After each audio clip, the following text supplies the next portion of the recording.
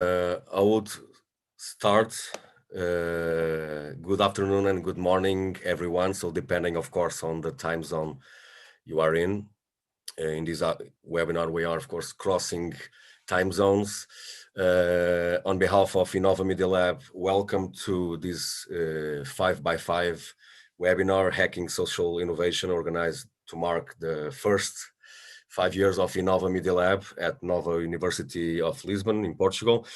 Thank you very much to you all, both our extraordinary panelists, who I will, of course, present just in a moment, and of course, to all of you, also extraordinary participants. Thank you very much for committing your time, energy, and attention in, as we know, a quite challenging period of our lives and our society. So this webinar is actually a way, in a humble way, I would say, to kind of a form of resistance, of course, that resistance that not of giving up, of keep establishing new networks, of continuing to develop our global citizenship.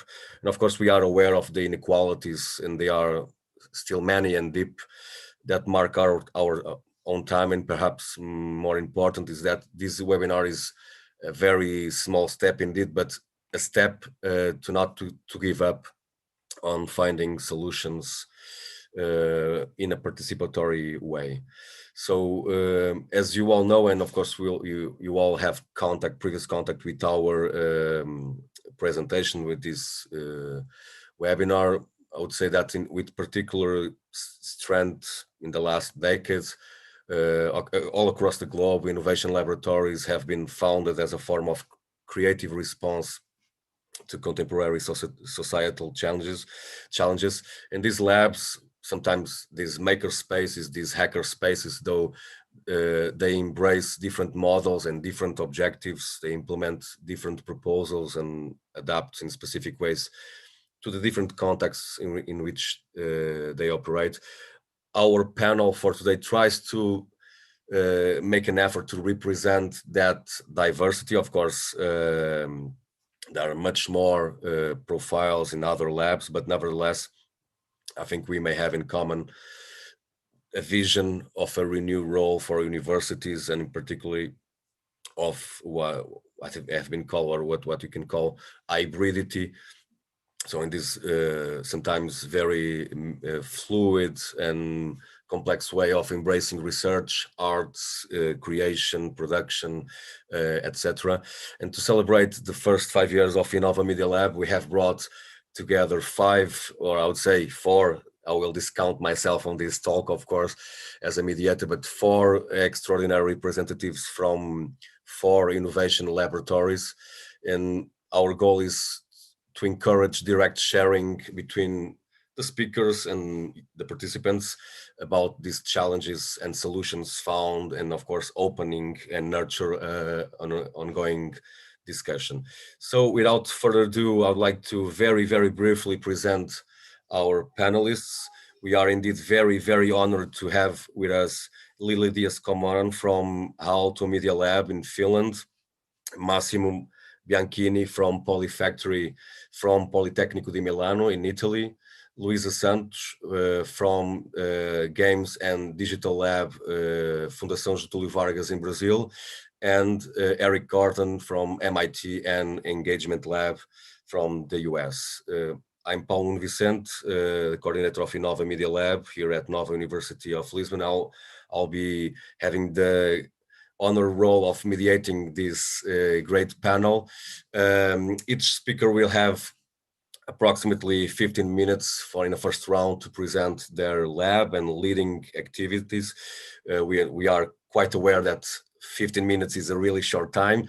But of course, the goal is to trigger afterwards an informal and dynamic and warm discussion. And during the session, of course, all participants will have the opportunity to interact with the speakers and the audience. So with no further ado, Lily Diaz-Kommonen, once more, thank you so much for you having embraced this event, and thank you once more, and the floor is naturally yours.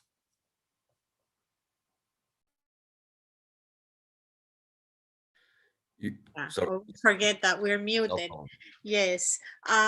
So I'm going to share the screen. I would also like to thank iNOVA for iNOVA Media Lab for this opportunity to present to you today and to share some time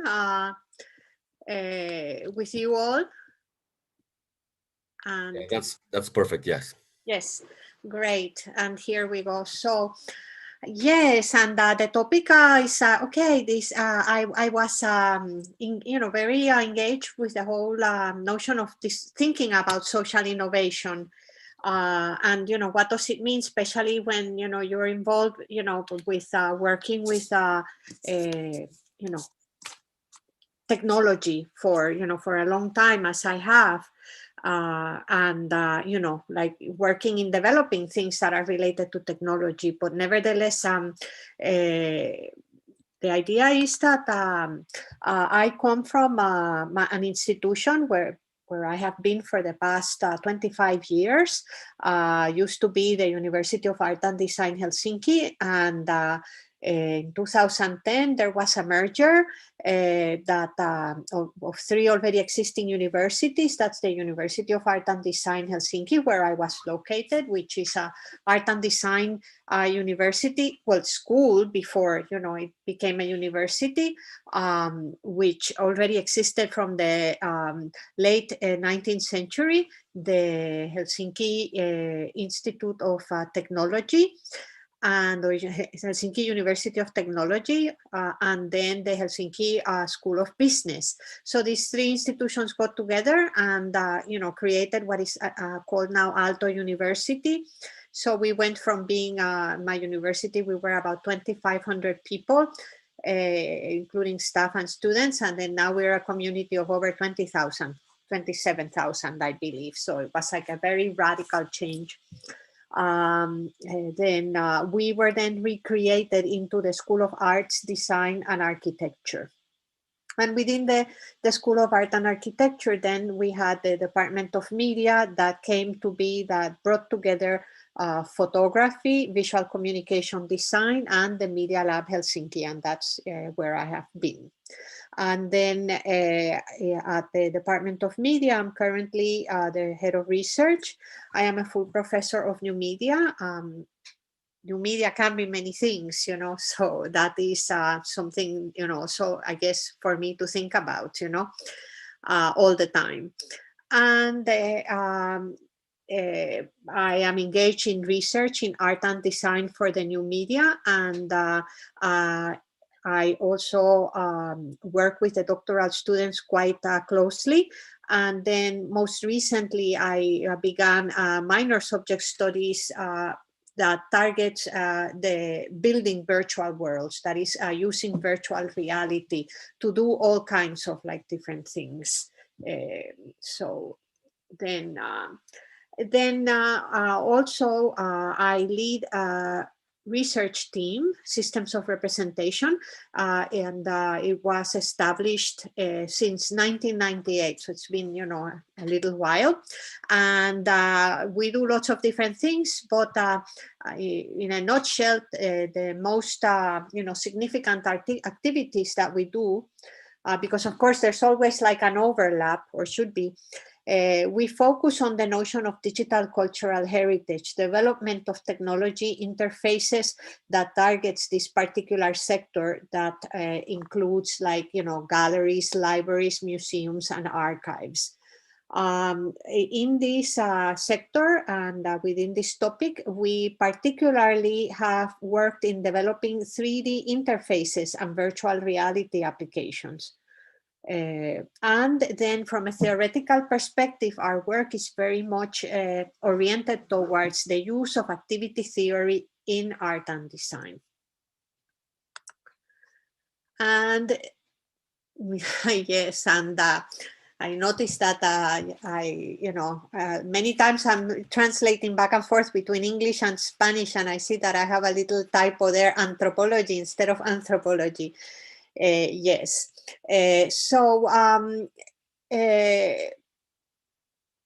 Because my background, I have originally degree, a Bachelor of Arts in Anthropology, Cultural Anthropology. And then from there, I went to a Master of Arts in computer arts, so-called computer arts in those days.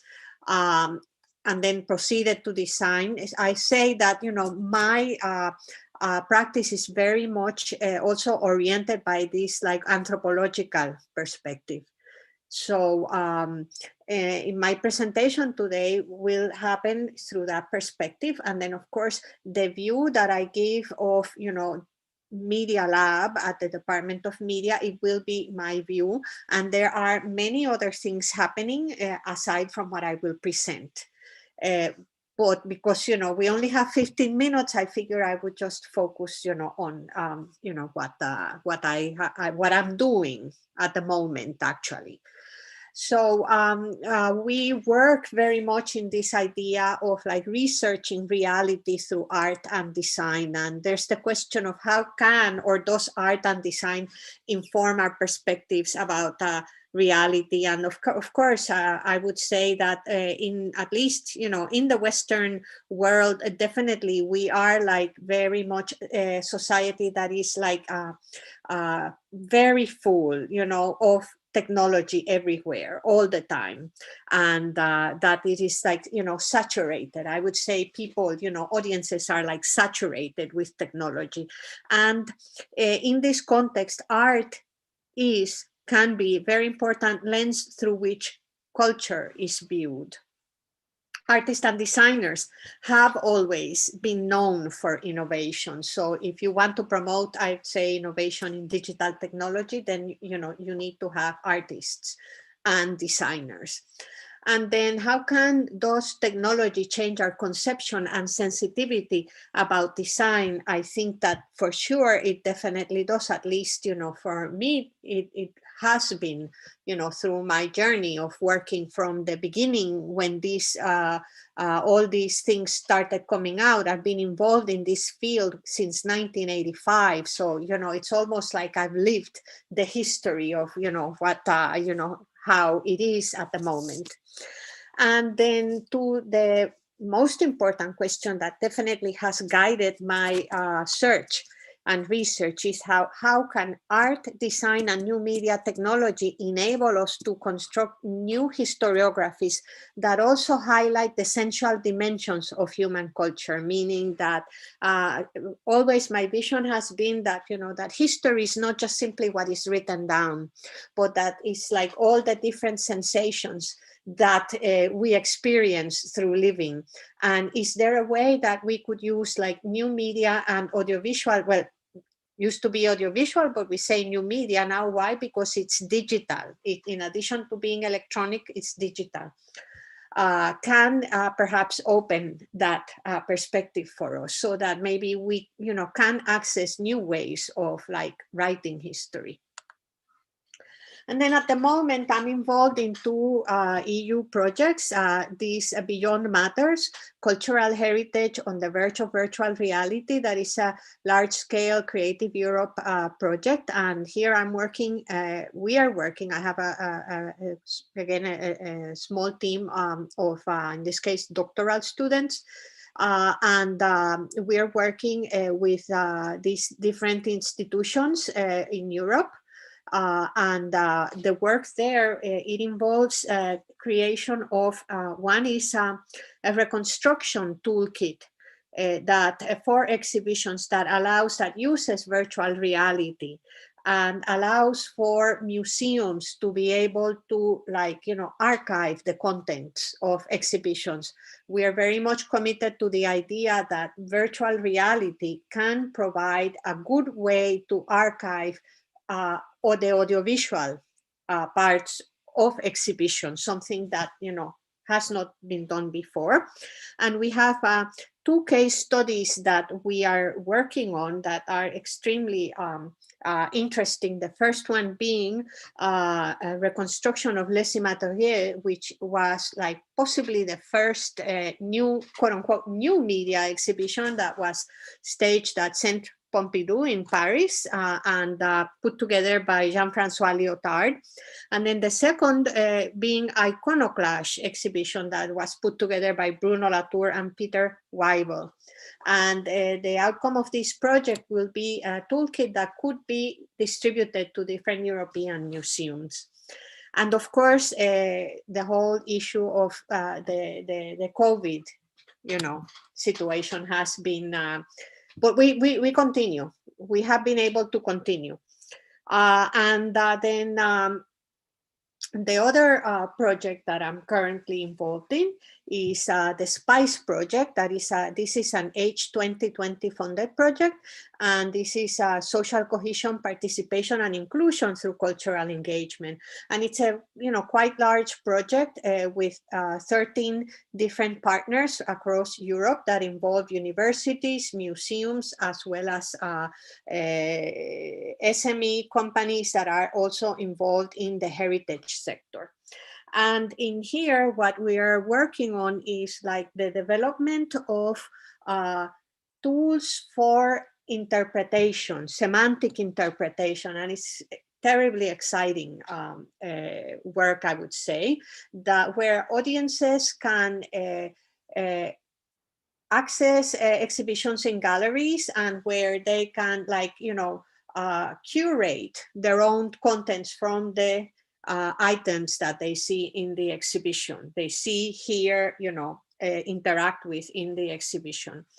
And we have a particular target of servicing communities that are vulnerable, in the sense that we're working with senior citizens and rural communities whose distance prevents them from easily accessing physically the space of the museum. Yeah, so then, and again, I mentioned the COVID because, okay, this project we started in May, and, we have never met personally. So it's, but we still have, continuing and, onwards, Then I labeled my presentation as the era of zettabytes, ? And because it's like simply to call attention to this fact that, okay, so we talk about the new era of Anthropocene. Okay, that's definitely an interesting characterization of our time. By the era of zettabyte, we mean, the moment in which IP traffic in the internet, exceeded a trillion gigabytes, which happened sometime around 2016. And if you think, it's like a zettabyte is like 1 trillion gigabytes. So you can imagine, and this is some of the statistics, these are from 2019 is the latest, and you can see the comparison on how it has risen.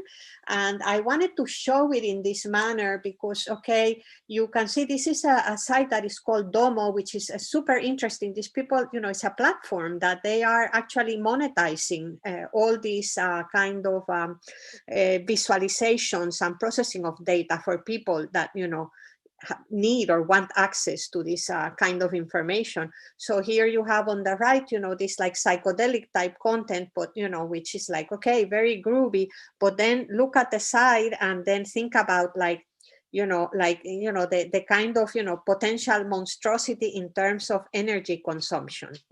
I'm not going to get into that, but I just mentioned it. I have some of our students, and now they're postdocs doing their own thing, and very interesting work that have done that connection, that nothing that we do on the internet, it's very easy for us to be searching, but it doesn't really come for free. So that is one of the things that I would like to raise when we think about this notion of social innovation, right? And then the question of okay, so is this like kind of traffic making us better and more intelligent human beings? That was the question that that I asked myself, and I think that maybe possibly all of us do. And then here I'm just showing you work from Francisco Goya, a Spanish painter, And his work, these are like prints. This is from the late 1700s edition of Los Caprichos, and it's like considered to be a very awkward and different and weird kind of work that he did. And I just want to translate one of the things that it says in the bottom, when it says, on the one that you have to your left, qualifying the two individuals that you see in this aquatinta, it says, por mover la lengua de otro modo, because I move my tongue in a different way, basically because I spoke a different language. So this works, and then the one to the right, por haber nacido en otra parte, because I was born somewhere else. So here we're talking about a topic that, okay, if we thought that this is like a new thing, we can see clearly how it's not, and, we can, this is something that is like very, ubiquitous in our history. What he's showing here, actually this both of these individuals are wearing what is called a San Benito, which was a special outfit that they put on you when the Inquisition was after you, and this way everybody knew that you were marked, and they could like do whatever they wanted. Yeah, in the context of these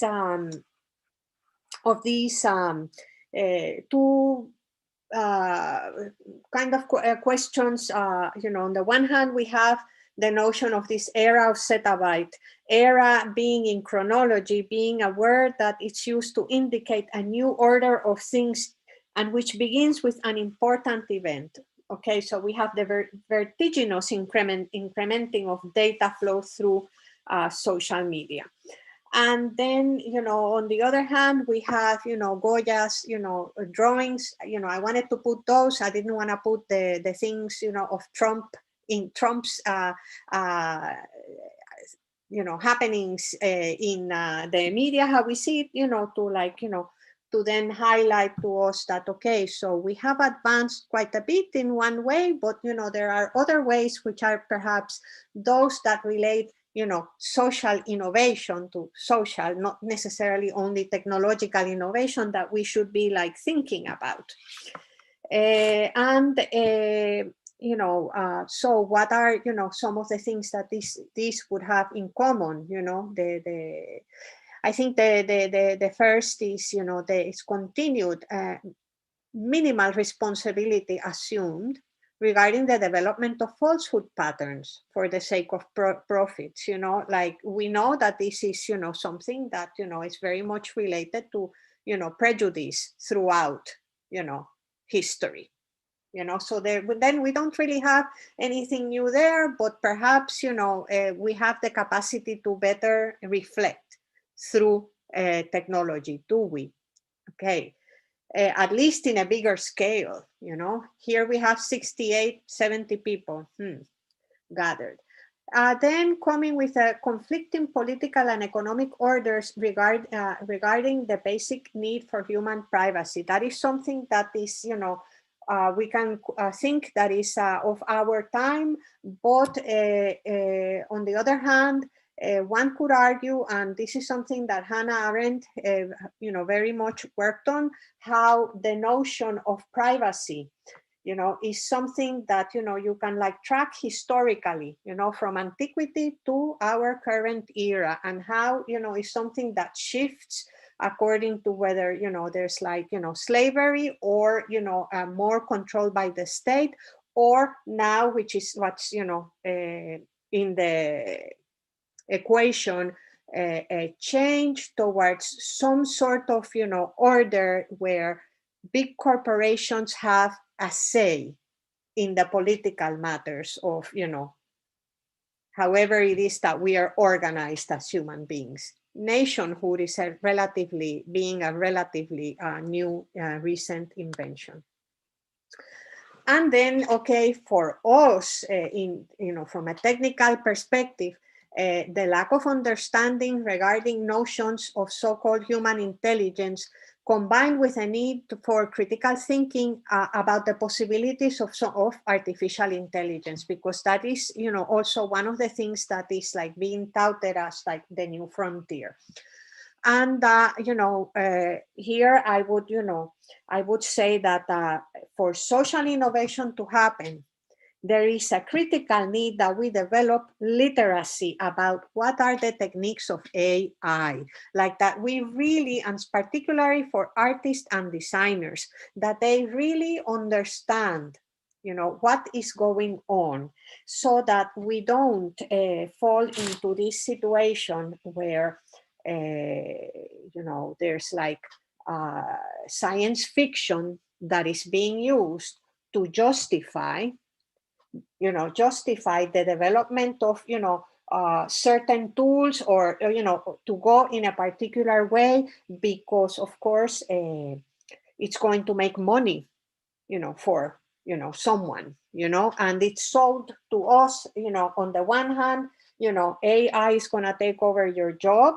Okay, that's a possibility. On the other, AI, you know, has the capacity to do this and that, when it's not really the case. And I cite here an article that I think it would be good. It's this artificial intelligence and the problem of digital ontotheology towards a critical rethinking of science fiction and theory.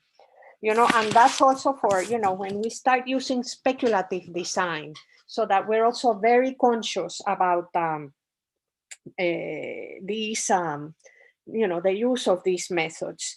And then that's one. And then the second is to consider the possibility that there could be a craft type orientation towards technology like artificial intelligence. And I'm just here showing some photographs of, you know, it's one of the things that we have done in the Media Lab of doing all here in this case, this workshop, it did not take part in Media Lab, it took part in Taiwan. But here the students were learning, you know, at the bottom to how to, you know, put together a self-organizing map. So self-organizing map is a, you know, artificial neural network, and it's one of the building blocks of the technology, you know, artificial intelligence technology of the future. So that then you understand what really is going on there. So that, and then I will just, you know, now simply, you know, show of the things to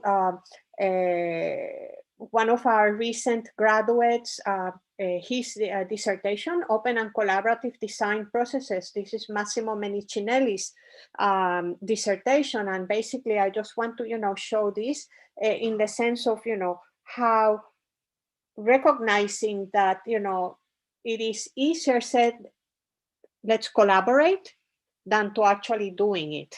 And his dissertation is a contribution to how it is that you can get all these like different communities together, working together. In this particular case, is maker communities. And then another, this one was defended in December, Becoming Other by Daniel Landau. And here is about the use of what is referred to as video VR, not model VR that is generated through CGI, but video VR that is used as an element in, like, you know, conflict negotiation. And in the idea here with this particular installation was, this was at the Museum of Israel in Jerusalem. You're seeing, you know, the two sides, or, you know, on the one side you have, you can see the difference in the rugs. On one side you have a Palestinian home, and on the other side you have the home of, you know, Israeli Jewish citizens, Palestinian citizens and Israeli Jewish citizens. And the idea is that they could visit each other's home, you know, using the virtual reality application. And, you know, in his objective, one of the things that, you know, that motivated him in, you know, doing this work is, like, you know, basically to carry on with the notion of, like, putting you in somebody else's shoes. And I will finish now with this quote from Marshall McLuhan. You know, when we're thinking about all these like things, there and the whole notion of, you know, this fiction. There are no passengers on spaceship Earth. We are all the crew, so we're in this together. Yeah, and this is something to think about then. That we all have a vested interest in, being reflecting and being involved in these changes. Thank you. Thank you so much, Lily, for your great texture and detailed presentation. It was really, really interesting on the interconnection between arts and design, and particularly, I would say, the need for critical thinking and critical literacy on digital media. With no further ado, I will immediately pass the word to Massimo Bianchini from Polifactory, from Politecnico di Milano in Italy. Massimo, the floor is yours. Yeah, good morning and good afternoon. It depends from the time zone to everyone. I start to share my screen. Okay. I will ask, I'm not sure if Lily is still sharing the screen. Can you? Yeah, thank you. Thank you so much. Okay. Just a moment, because, okay. Can you see my screen? Okay, thank yes. you. Thank you.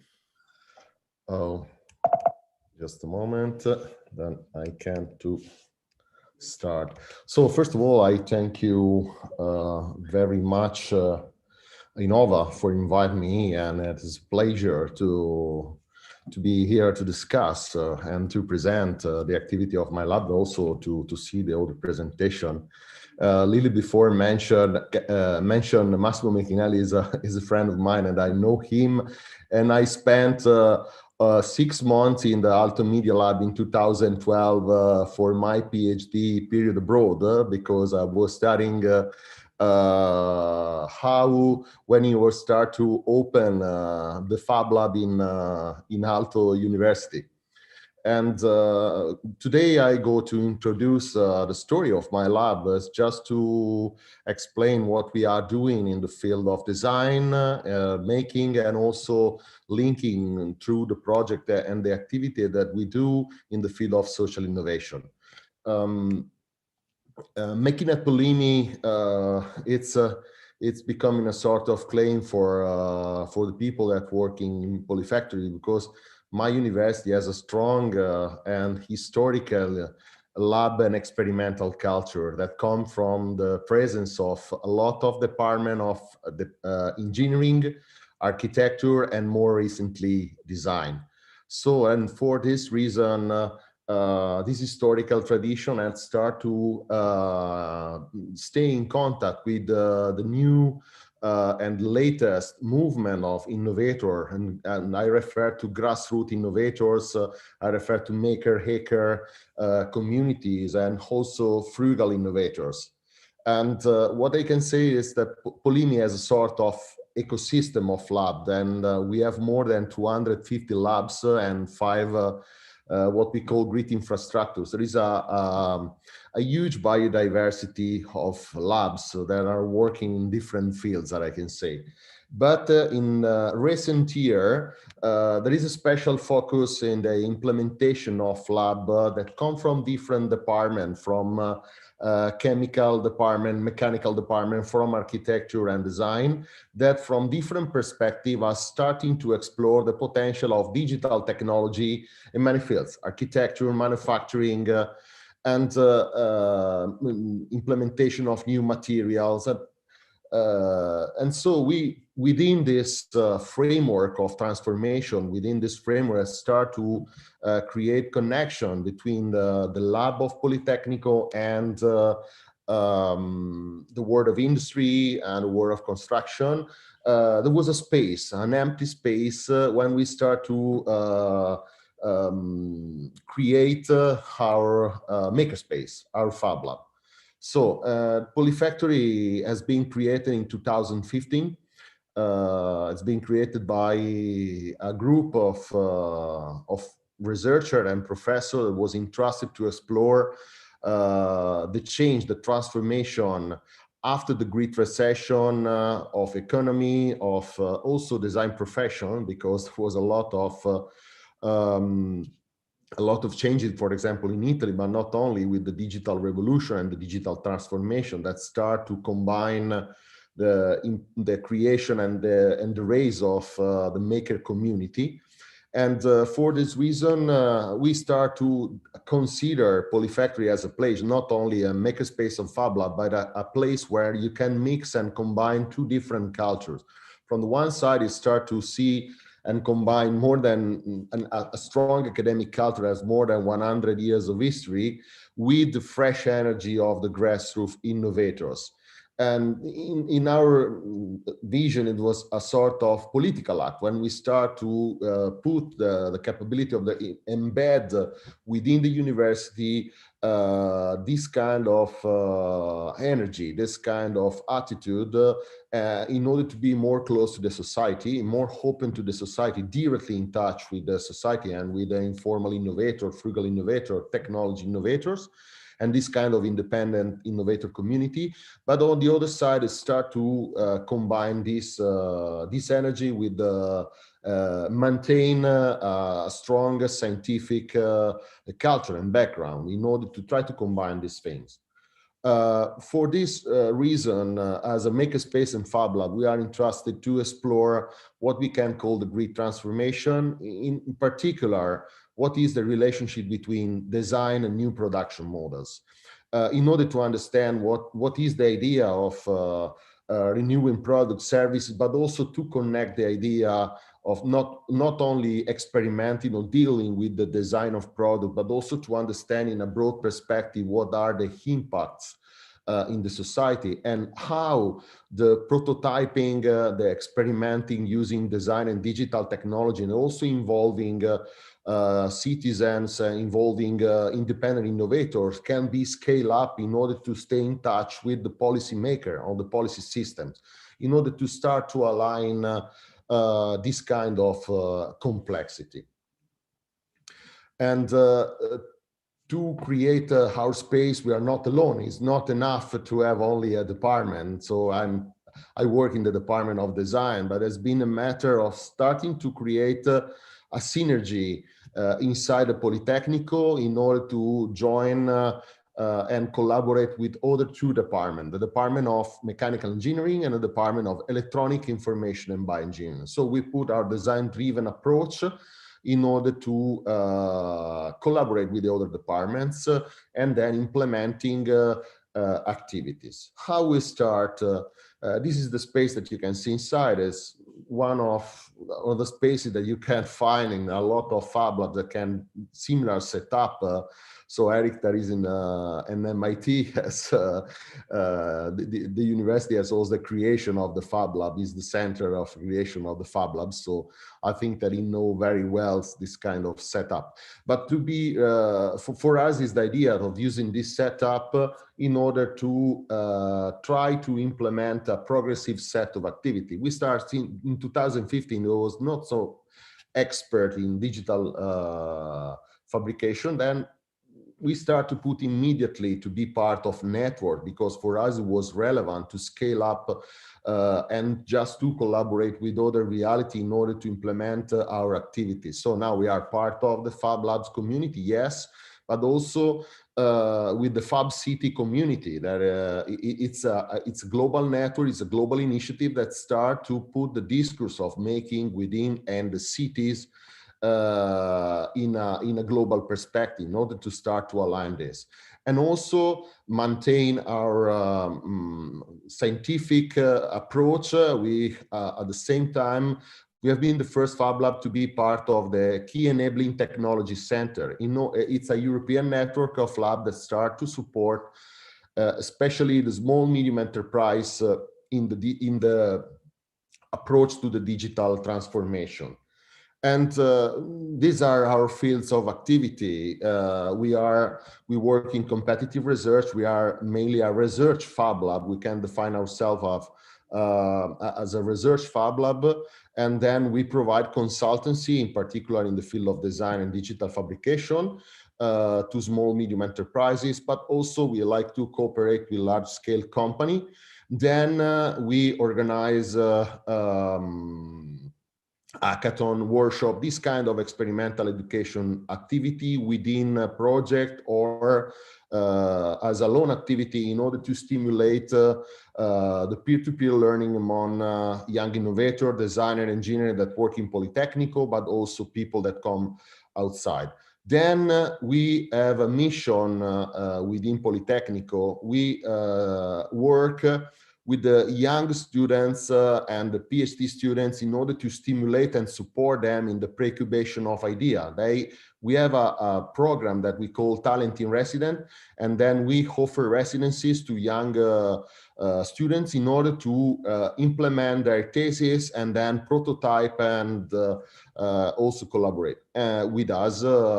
For example, I like a union agency in the research project that we are doing at European level. Finally, we are in touch with the city. We want to be part of the city, and then we organize events, cultural events. We participate to initiative implemented by the municipality of Milano and other institution in order to stimulate the discourse and the debate about the role of design in society. And what are, in terms of hybridization? So when we deal with the innovation activities, we start with the discourse of open and distributed design. That is also part of my background. I implemented my PhD research on self-production and distributed and open design. But also we participate to European research that I go to show what are the projects when we are involved in responsible research innovation, user and patient innovation, circular innovation. And then also we are also working, this is a part also of my PhD in terms of indie or independent innovation, when we encourage young students to be super proactive in order to configure the innovation processes or activities. We start since the beginning when we open, when we launched the makerspace, immediately to stay in connection with the regional governments. So we don't have 6 years ago a strong reputation in Europe, but there was a good reputation in our regional context. And then we start from this in order to experiment pragmatically what is the role of a makerspace in order to create local innovation ecosystem. And so we start immediately to design connection with other universities, but also with regional governments in order to set up pilot action, that start to combine design and digital fabrication in order to implement projects that can stimulate small, medium enterprises to understand what is the potential of combining design and digital fabrication in the idea of local manufacturing. So this is like an example I can show. This is a next design innovation project where we implemented 15 project creating a collaboration between 50 designers that come from Regione Lombardia in various we invite all the designers, we select the idea, we put all together in the Fab Lab, and then we create an innovation ecosystem when the designer can peer-to-peer learn and implement their project. And starting from this experience, progressively we go to create other pilot project that change the region, change the challenge, but start to create locally or recreate locally in idea of distributed innovation approach.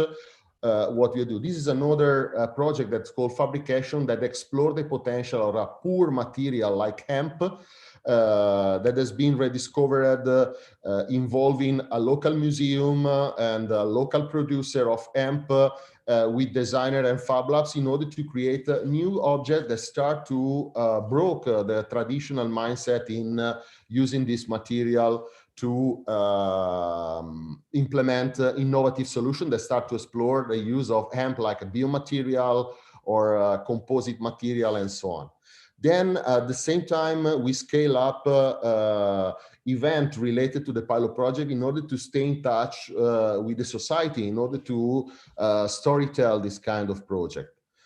In parallel, we participate to municipal events related to the idea of new craft and cultural event when we start to organize an idea of new craft, when we involve, for example, on topics like urban mobility, a new idea of making bikes that is open source, involving craftsmen, companies, association of bike angels, the people that has passion in this kind of sector, in order to provocative co-design a model of bike, of urban bike that can fit perfectly with the city of Milan and its needs. And so we crowd design and crowd make and collaborating in order to design this bike and ensure this bike. At the same time, we've progressively involved with the municipality of Milan, participating also to programs that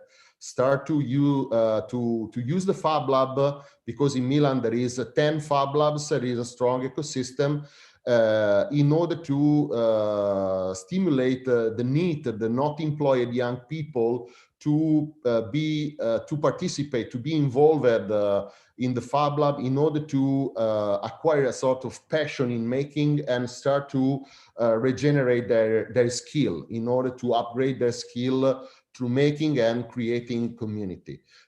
This first kind of this is another event that is part when we collaborate every year, is a policy launched by Milan. It is the idea of implementing a urban manufacturing system that combine old manufacturer craftsmen with the new manufacturing center related to Industry 4.0, the Fab Lab ecosystem in Milan. And so we are part of this system. If you try to align all these 4 projects, we can understand that it's relevant for us day by day, year by year, to increase this relationship with the city. And this has been the opportunity for us in order to scale up our capability and our challenges in implementing design for making and social innovation at another scale. In this way, we have been 3 years ago the parts of a distributed design market platform that is a Creative Europe project that aims to create the opportunity for maker, designer, and independent innovator to implement their creation in close connection with the European system of Fab Labs that can materialize their idea. And we use a particular focus in the last 3 years because we select healthcare and or the idea of extended care for basing our pilot initiative. So in the last 3 years, and this is the distributed design platform when you can find a lot of information on the project that European Fab Lab are doing in this perspective. And we focus our idea in the first, the second, and the third year to collaborate with the patient association in order to design open source solution that can be related to various problems. See, this is the Fab Care, the first year when we explore the prototyping of small objects, small devices, digital analog or analog object materialized through digital fabrication that can support people in monitoring and self-monitoring of some kind of disease. This second initiative in the second year put this challenge a little bit more because it's called Next Steps, and these initiatives start to collaborate with another patient association characterized by to support people with having a super rare disease that is glycogenesis. And when there is a progression in the laws of capability to walk and move. And so we co-design with them and prototype this kind of aids that are common aids that are redesigned, starting from the idea that you can stay in close connection with the patient and their needs, and then you can define a co-design paths. And this year, for example, has been, there was a COVID situation, and we start to take this this perspective in order to explore in close connection with 50 students that was locked down in their home. What is the idea of design everyday life, stay in home, stay locked down at home, and collaborating with other students in order to implement solution for the imagining what is the design everyday life in the COVID or in post-COVID era. And there was the creation of small objects that start to represent what you need if you need to live in a city when you have to close in 15 minutes, when you are locked down, when you go to exit alone, or if you have to dress your mask every day, you know? This discourse, it's also make another progression when we jump in order to be involved in the H 2020 project. And also when we deal with the patient and user innovation in the field of healthcare. When we go to present, when we go to explain, when we go to show what was the previous project during the Maker Faire, we stay in touch with a big pharma company. It was Sanofi Genzyme. And so they was very active in organizing events in order to discover independent innovator in the field of healthcare. So we start to create a connection and a collaboration that lead to creation Make to Care. Make to Care has been a research, it's a 3-year research that we are developing in close connection and close collaboration with Sanofi Genzyme in order to explore the ecosystem of independent innovators and passion innovators that are implementing for now at national level in Italy, projects that are characterized having a precise scope, fighting disability or or to support to fight impairment, physical impairment of people affected by rare disease.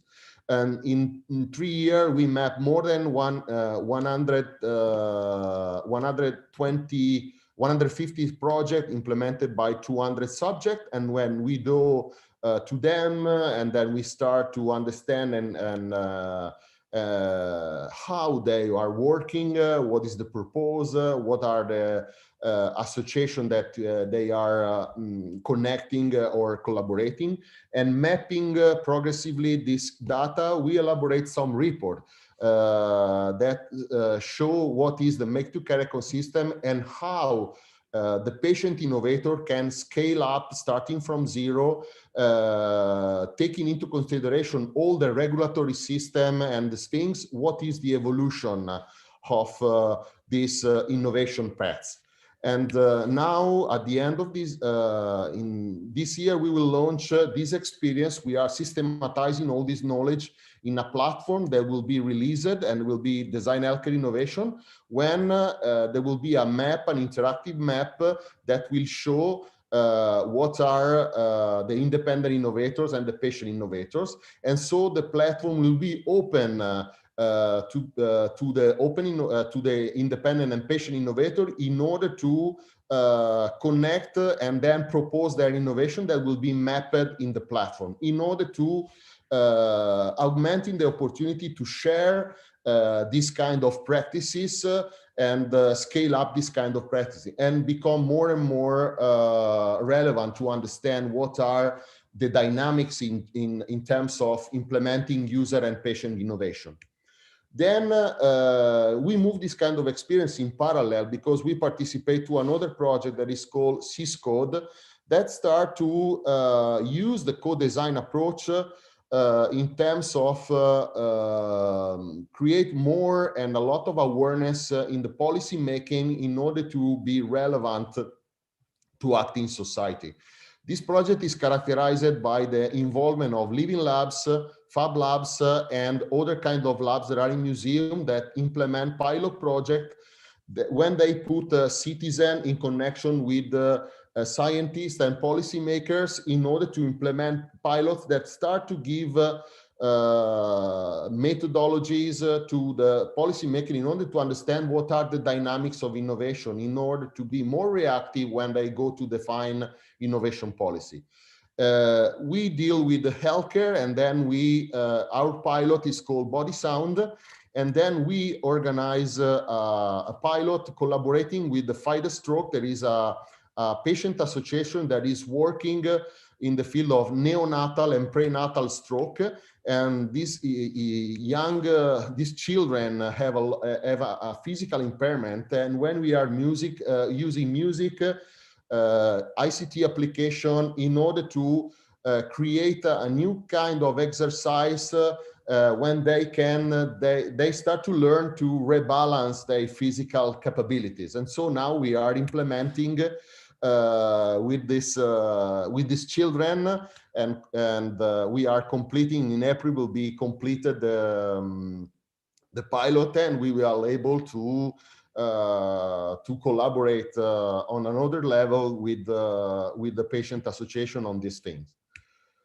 Another research that we are showing, it's relevant for us because we are coming back to work in the city of Milan, and it's called Reflow. And Reflow is a project that deals with urban circular innovation with a strong involvement of citizens and the business and governments in order to design and co-create circular and regenerative resources flows in the city. There are 6 pilots in city involved in Milan, Amsterdam, Berlin, Paris, and Cluj and Vejle in Denmark. And so we are working together in order to implement different pilot projects that show how it is possible to co-create a circular business model. In particular, the municipality of Milan, when we collaborate within the pilot, and other 2 Fab Labs is working on the topic of food. So Milan, we have 22 covered municipal market that are subject with a new policy that start to innovate this kind of markets in order to become more secure and connected with the urban and peri-urban food system. And because Milan is quite famous, because after Expo 2015, we have a food policy that we share with organization and citizen and other city. And for this reason, we are working in close connection with the general market and the local market in order to implementing and prototyping solutions that start to use the blockchain and open source system in order to create the tracking that involves citizen and market and neighbor in order to create a new kind of metabolism.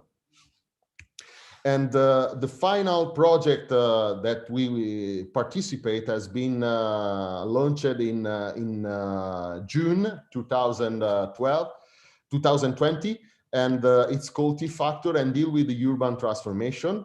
In particular, the idea of involving urban hubs and in particular the meanwhile spaces that have to be regenerated.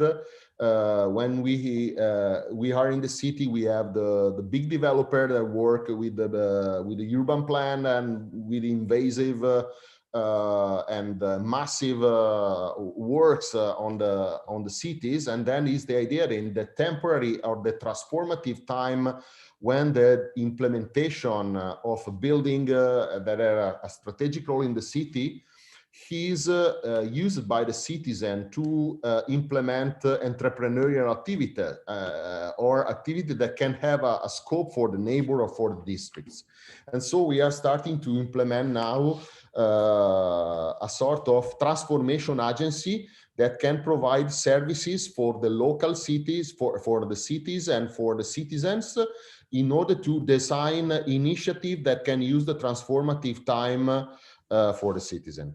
And this is the last stream of activity that we do in Polifactory that will live more with the people, with the young talents, and in the cultivation of the biodiversity of talent that deal with digital technology, but also having an indie innovation mindset.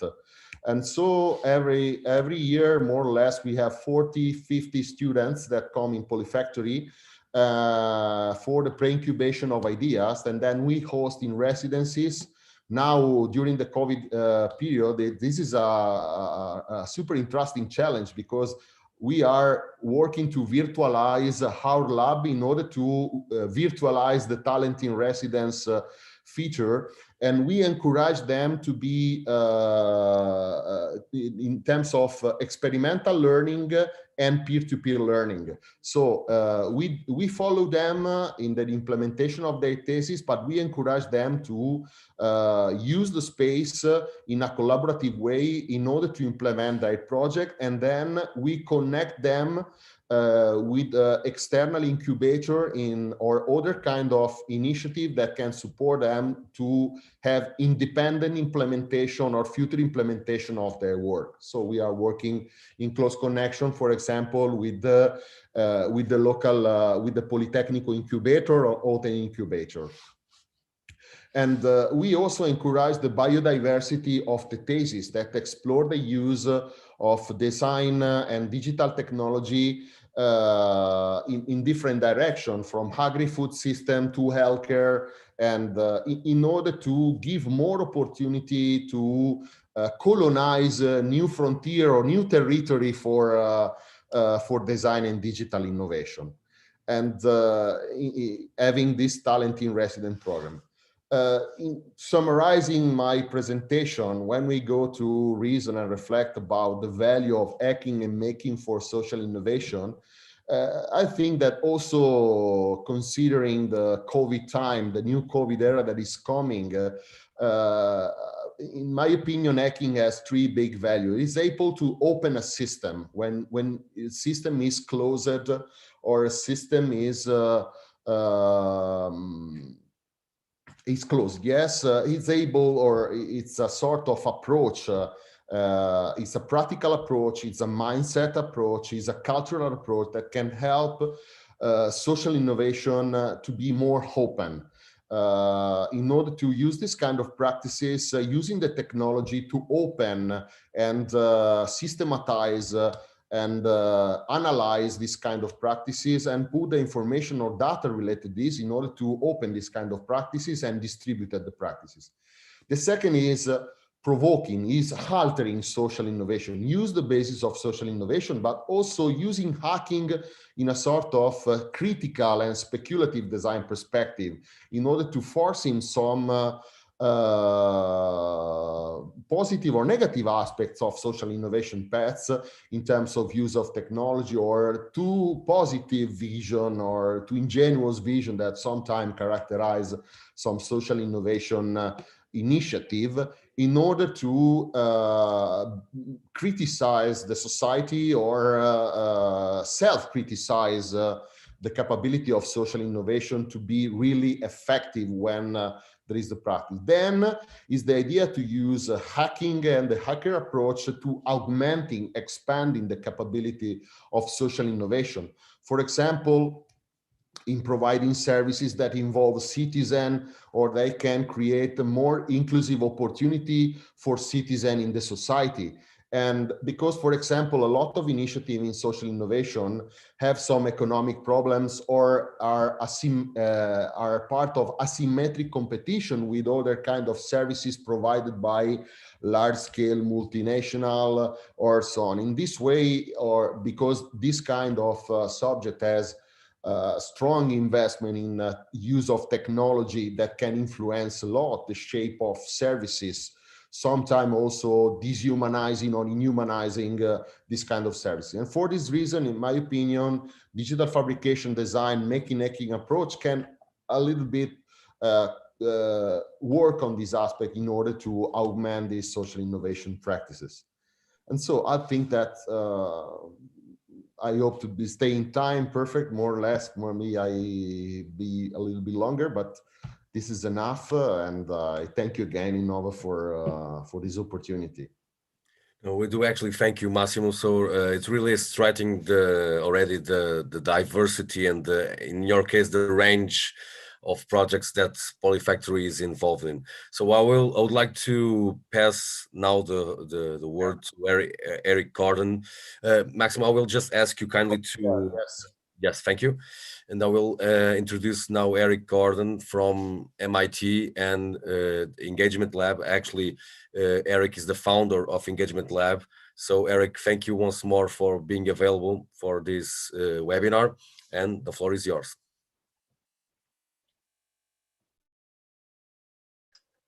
Hi, thank you so much for having me. I'm going to try to be very, very quick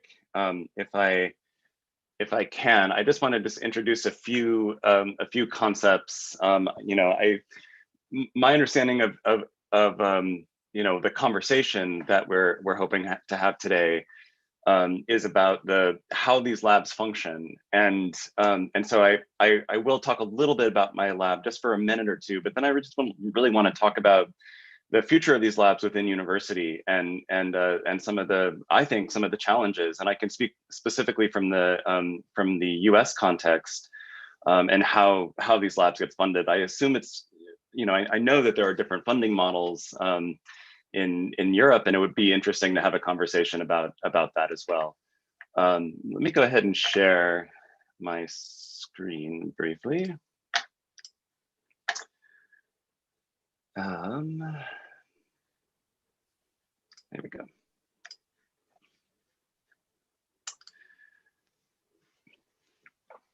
Okay, so again, I'm a visiting professor at MIT in the Comparative Media Studies department there, and working with some of the labs that exist there, and my full-time appointment is at Emerson, where I'm the founder of the Engagement Lab, and I'm just going to say a few words about that. It was founded in 2010.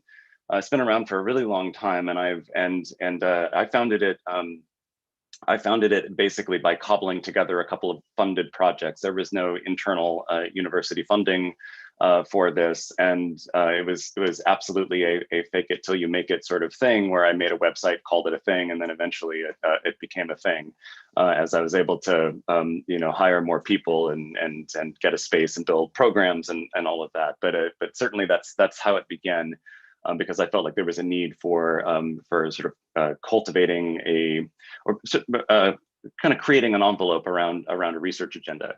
The other thing I'll say is that it began as my research agenda, and it has since moved into a multiple PI laboratory, which was also a pretty significant set of growing pains to go through, where it removes the sort of founding the founding director problem, right? Where I had to sort of move away from my personal agenda into and broaden it out into a larger agenda. So let me just say a few words about what it is that we do. And you know, the primary question that my lab focuses on is how can publics effectively interface with civic institutions in an age of increasing mistrust? So I'm particularly interested in modes of collaborative design and participatory design and what I call civic design, which I'll explain in a second.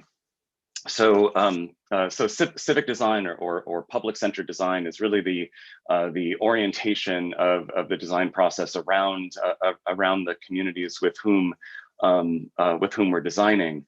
The challenge, and now I live in Boston and work in Boston, and much of the work I do is located in Boston, not all of it for sure.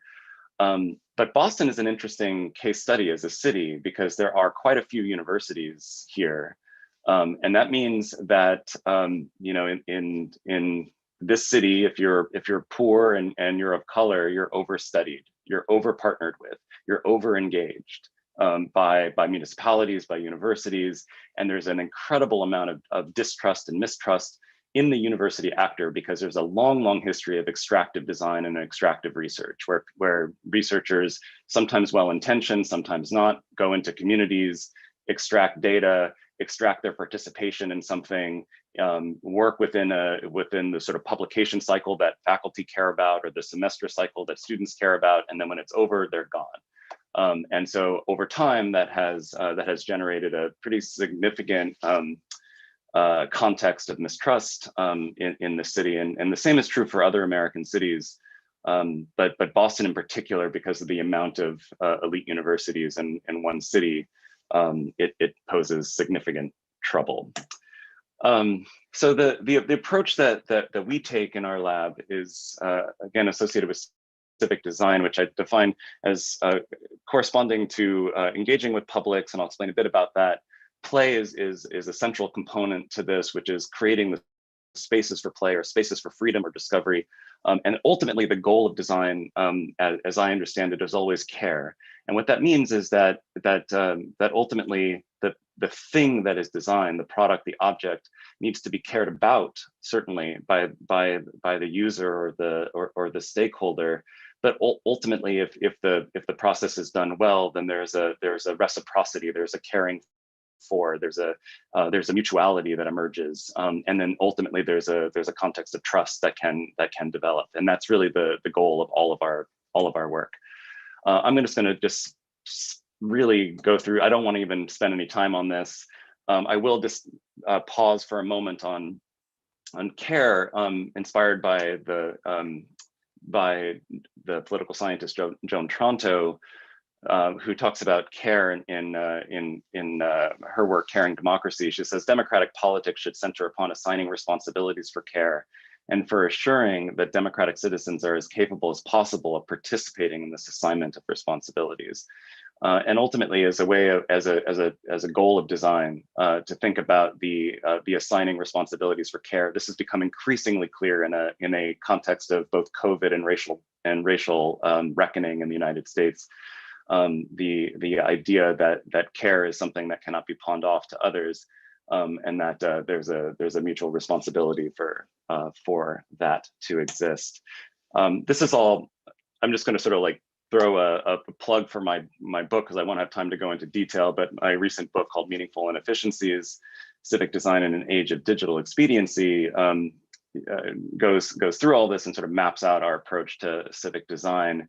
And I'll just say very briefly, this notion of meaningful inefficiencies is this is where play comes in, is the idea that we actually want to create opportunities that are intentionally inefficient. So that we're not sort of moving people along a line, to the goal in the fastest possible way, but we're in fact creating a context for meaning making, for discovery, for deliberation and trust and care ultimately. Again, I don't want to spend much time because I really do want to get to questions and conversations with this extraordinary group. I'll say that I have worked our lab does some work in VR. We recently did a project with a prison in Massachusetts, which is the state that I live in where Boston is, where we worked with women in prison to co-design VR episodes or 360 video episodes, and what they were about re-entry. So women prior to leaving prison co-created these narrative episodes that would then be used by women in prison prior to them leaving. So we created these videos that look something like this. I'm just going to skip ahead here to, I don't know, can you hear that? Yeah, we can see. You can see, but you can't hear. Anyway, what you're seeing here is someone going through a job interview process, and you hear someone narrativizing what's going on. The idea here being that the experience of looking for a job when first leaving prison is incredibly anxiety provoking, and we wanted to create that and create opportunities for discussion amongst people. And now this is being used by mental health within the prison to work with women who are going through this process. And we actually got it approved to bring the VR goggles into the prison, which was a pretty remarkable bureaucratic feat, actually. And then a lot of the other work I'm doing right now is in the space of smart cities. And I'm gonna again blow through this, but I just want to say that the work that we focus on is about, again, how do we create context for you know, for technologies to be experimented with within cities, but have it be community led, so that so that we're not installing technologies to experiment on communities, but we're actually allowing communities to define the questions and actually define the kinds of technologies that get placed within cities. And this is what we've worked on with a pilot project called Beta Blocks, where we created block level experimentation zones that encourage you know, groups of people to invent, adopt, and adapt technologies within their neighborhoods. And then that became, we had a series of them throughout the city, and that became a mechanism for the city to actually meaningfully engage in a citizen-led process. It was not a city-led process, and that was particularly valuable. Again, I'm going to just plow through this so we can move on. But we created games as a way of interacting with people to get them thinking creatively about technology that we brought to public spaces. We brought this into community meetings, and you know, ultimately created spaces. But again, these pop-up innovation spaces where people could think about the kinds of technologies that they want to see within their communities, and then we partnered with tech companies to actually install those technologies. And interestingly, for those curious about the sort of bureaucratic side of this, it was we actually we were able to work with the city to temporarily relax permitting requirements so that we were able to install technologies for a period of 60 days and then remove them. So normally in the city of Boston, you would have to go through a pretty arduous permitting process in order to get anything put on the sidewalk, but we were able to get past that, which is a pretty significant you know, kind of policy hack.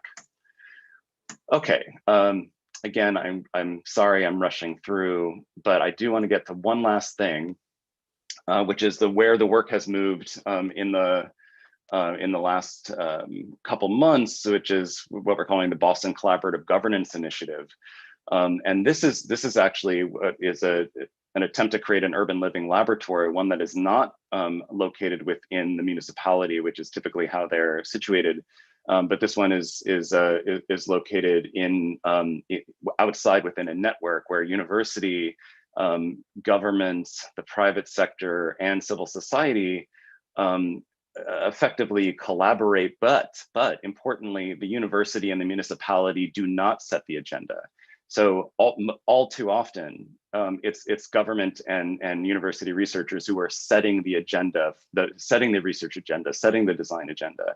And in this case, we're trying to create the governance mechanism so that the agenda is set by community, where power is deferred to community, so that and university and government are at the table, but but their place at the table is very well defined. Again, as we deal with a pretty significant fracturing of trust, you know, within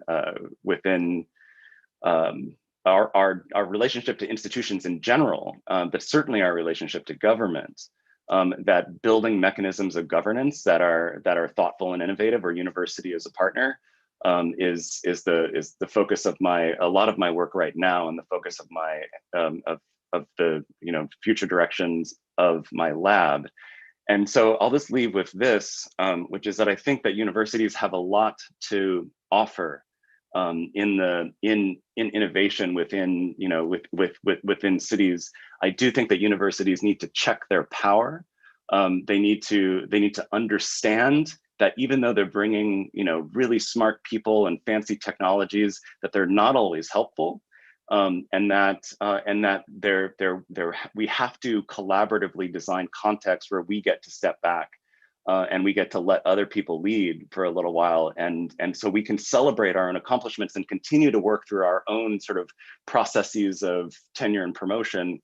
But we have to do that not at the expense of the people that we claim to work with. And with that, I'll end. So thank you. Thank you so much, Eric. Not only by your great presentation, I think you already shared several seeds for reflection, starting, of course, with the challenges of university themselves, and of course putting university by the mirror, but also on my side, also on the time management that we are running in guests. So with no further delay, I will pass the word to Luiza Santos, who is at Fundação Getulio Vargas in Brazil, and she's right on the process of implementing a new lab. So Luiza, thank you once more, and the floor is yours. Thank you. Thank you. Hi, good afternoon, I believe, for most of the people. I will share my screen. Just some.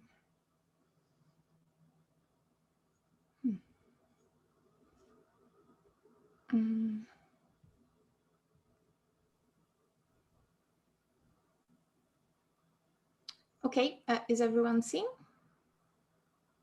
Yeah, okay.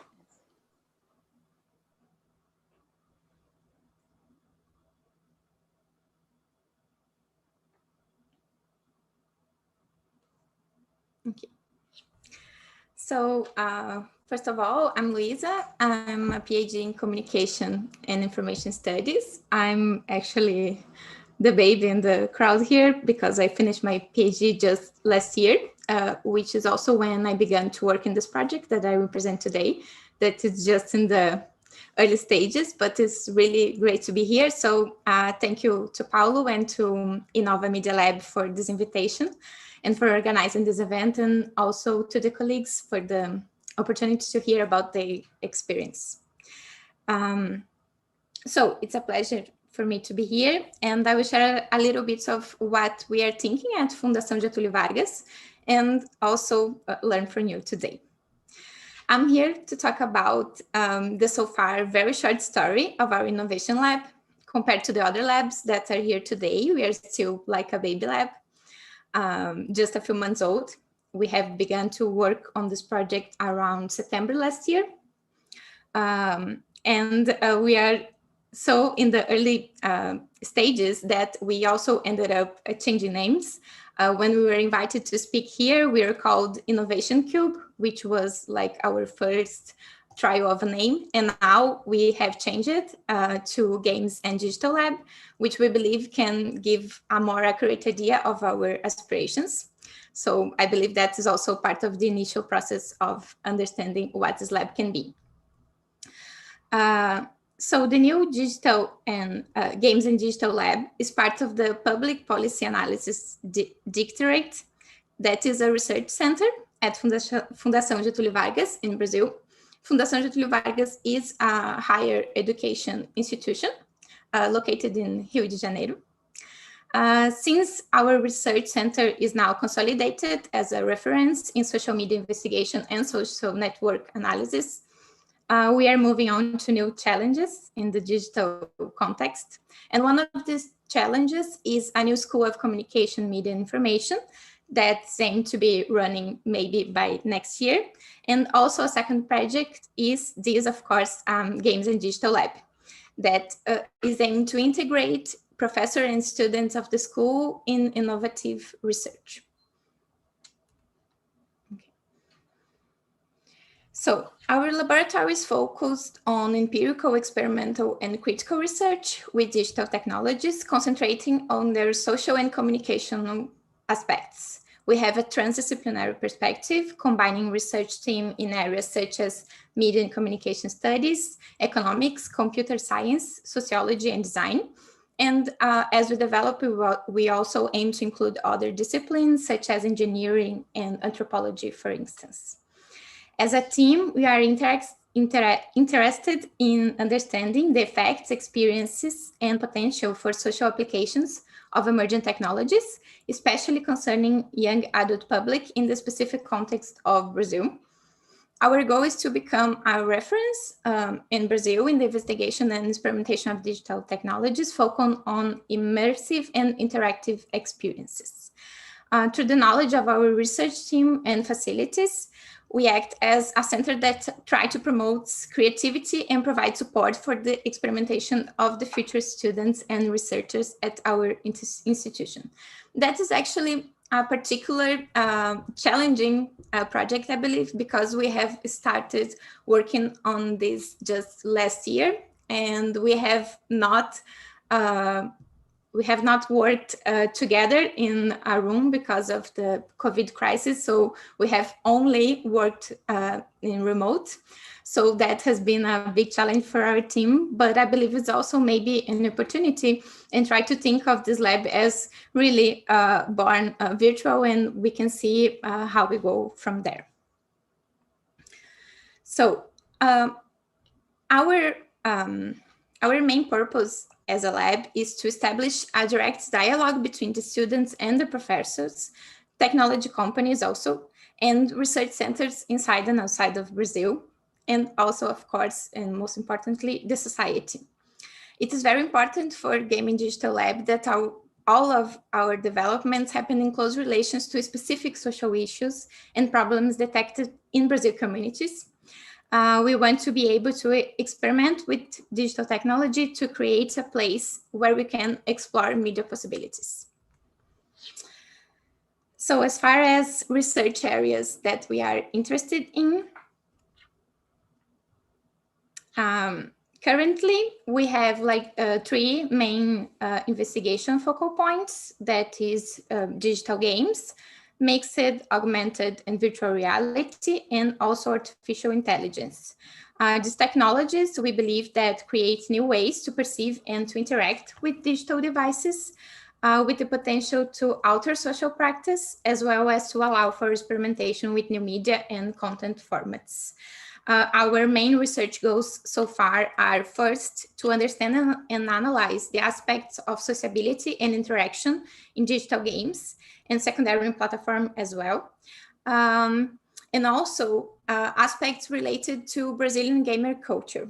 That's actually like the main topic that we are going through, because in Brazil, we have a very strong gaming culture, and also most of gamers really enjoy playing in online games, and also sociability is a very special and particular thing, so that's important to us. The second is to investigate and to experiment on immersive experience in mixed virtual and augmented reality, focusing especially on production of new media contents and on the idea of shifting perspective and being able to experience situations as another and the effects of this experience. And third is to investigate and experiment on technologies based on artificial intelligence, proposing new social uses for them, and also, very important, critical observation of their uses in Brazilian social context.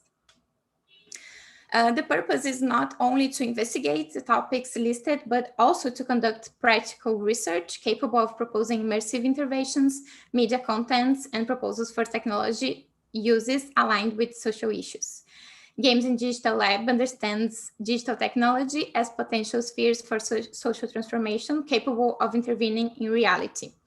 But of course, as we are only a few months old, it is important that our research first understand the ways that these technologies are used and their effects and potential in Brazilian contexts. After building upon this knowledge, we understand that we can explore ways of using technology to solve issues and to be repurposed by users, and also to create critical awareness. The topic of thinking technology as something that can be repurposed or used in a different way is actually very important also in Brazilian context, because we have here like a way of doing things that we call by a specific term that is called gambiarra.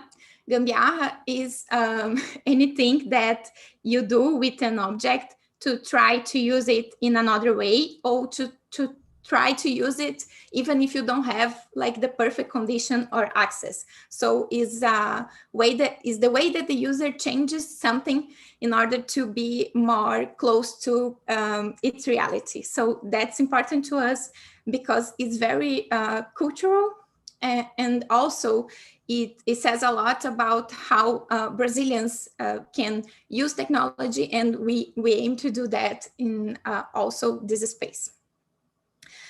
As a first research experiment for our team that has begun just around December, and one that we can undergo through remote work, since Brazil is like in a permanent state of COVID crisis. We are analyzing the use of games as a place for debating politics, following the American lead in our municipal elections in 2020. Brazilian politicians used games such as Among Us to dialogue with gamer public and to campaign, of course. After an extensive social network data collection, we are now trying to understand how did Brazilian gamer culture engage with these initiatives, which we believe can help us think further ahead on participative and democratic initiatives for this specific public that is usually younger. Sorry.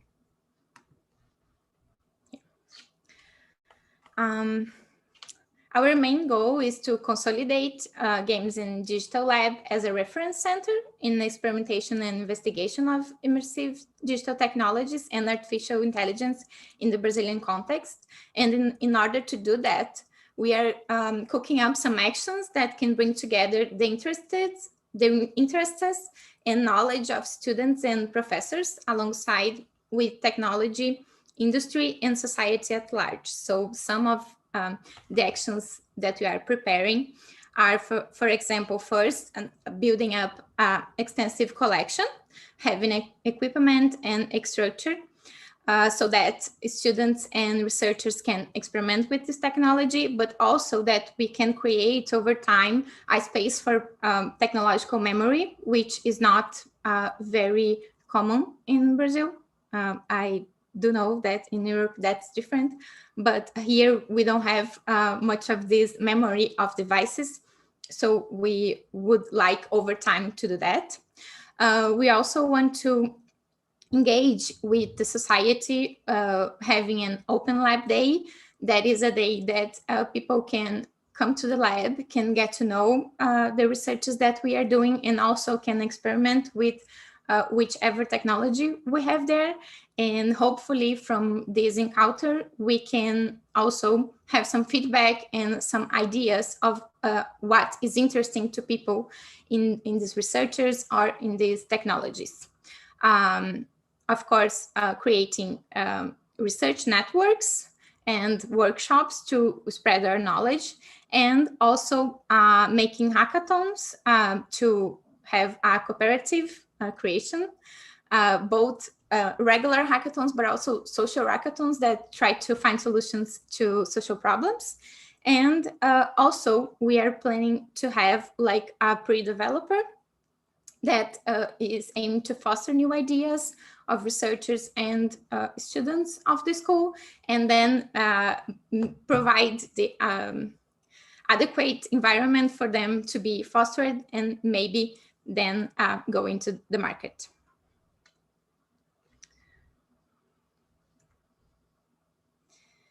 In the current development stage of Games in Digital Lab, we understand that our project is just beginning and that both our research results and the community interest should be responsible for shaping most of our future.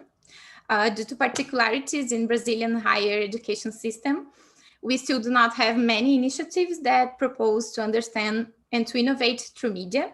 Also, it's very important to us that we can have a partnership with private sectors to finance also research, since, of course, Brazilian scenario of funding for research is not ideal at the moment.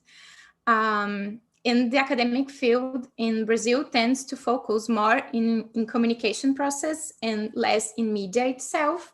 So we understand that understanding media effects and repurposing technology in order to explore their positive possibilities in Brazilian society is in itself an innovative initiative here. Our primary concern is to create a creative space that can can pose social questions and find proposals to be an actor of change. And of course, that is really small changes. We want to be able to do that alongside the technology sector in a cooperative way, but respecting, of course, which I believe it's difficult, the diligence that academic research demands. Thank you for your attention. Thank you so much, Luiza, for your contribution. And we are aware that you're launching the first steps to the implementation of the lab.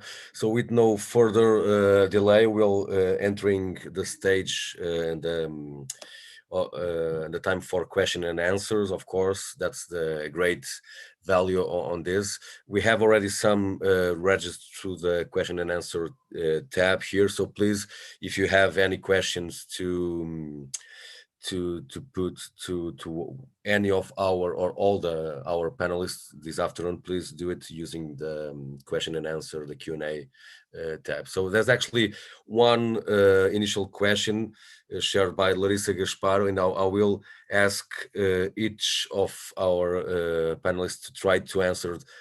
I would suggest in a minute or so.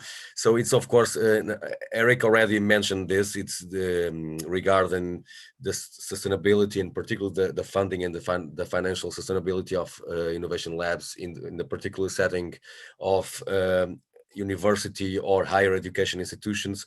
So if you the four can and eventually Luiza, she's now involving in the building the initial blocks for this. If you would like to ask you one of all of you on the financial and sustainability of your own labs. Larissa also asks if there are kind of what are the minimum conditions for creating a lab. So I will ask 1-2 minutes for each one of you, and I will start again with Lily, if you will. Thank you. Initially, Media Lab, when it was founded, it was an experiment by the Ministry of Education in Finland. And after the first 5 years, the experiment seemed to be like successful. And then we were incorporated as a department to the university. That was the University of Art and Design Helsinki. One of the tricky things is, regarding the financing is that there, at least, the situation is that we do have, some funding from the university for, most of the infrastructure, but it's never enough. Considering how, we want to, be carrying a very active research agenda. And then also to offer the kind of education that that we have been offering to our students, although we have a transdisciplinary group of people that come to work with us from, the sciences, but, we're also targeted to arts, and there's this like craft orientation as well. So typically our courses tend to be like, few students and, so on.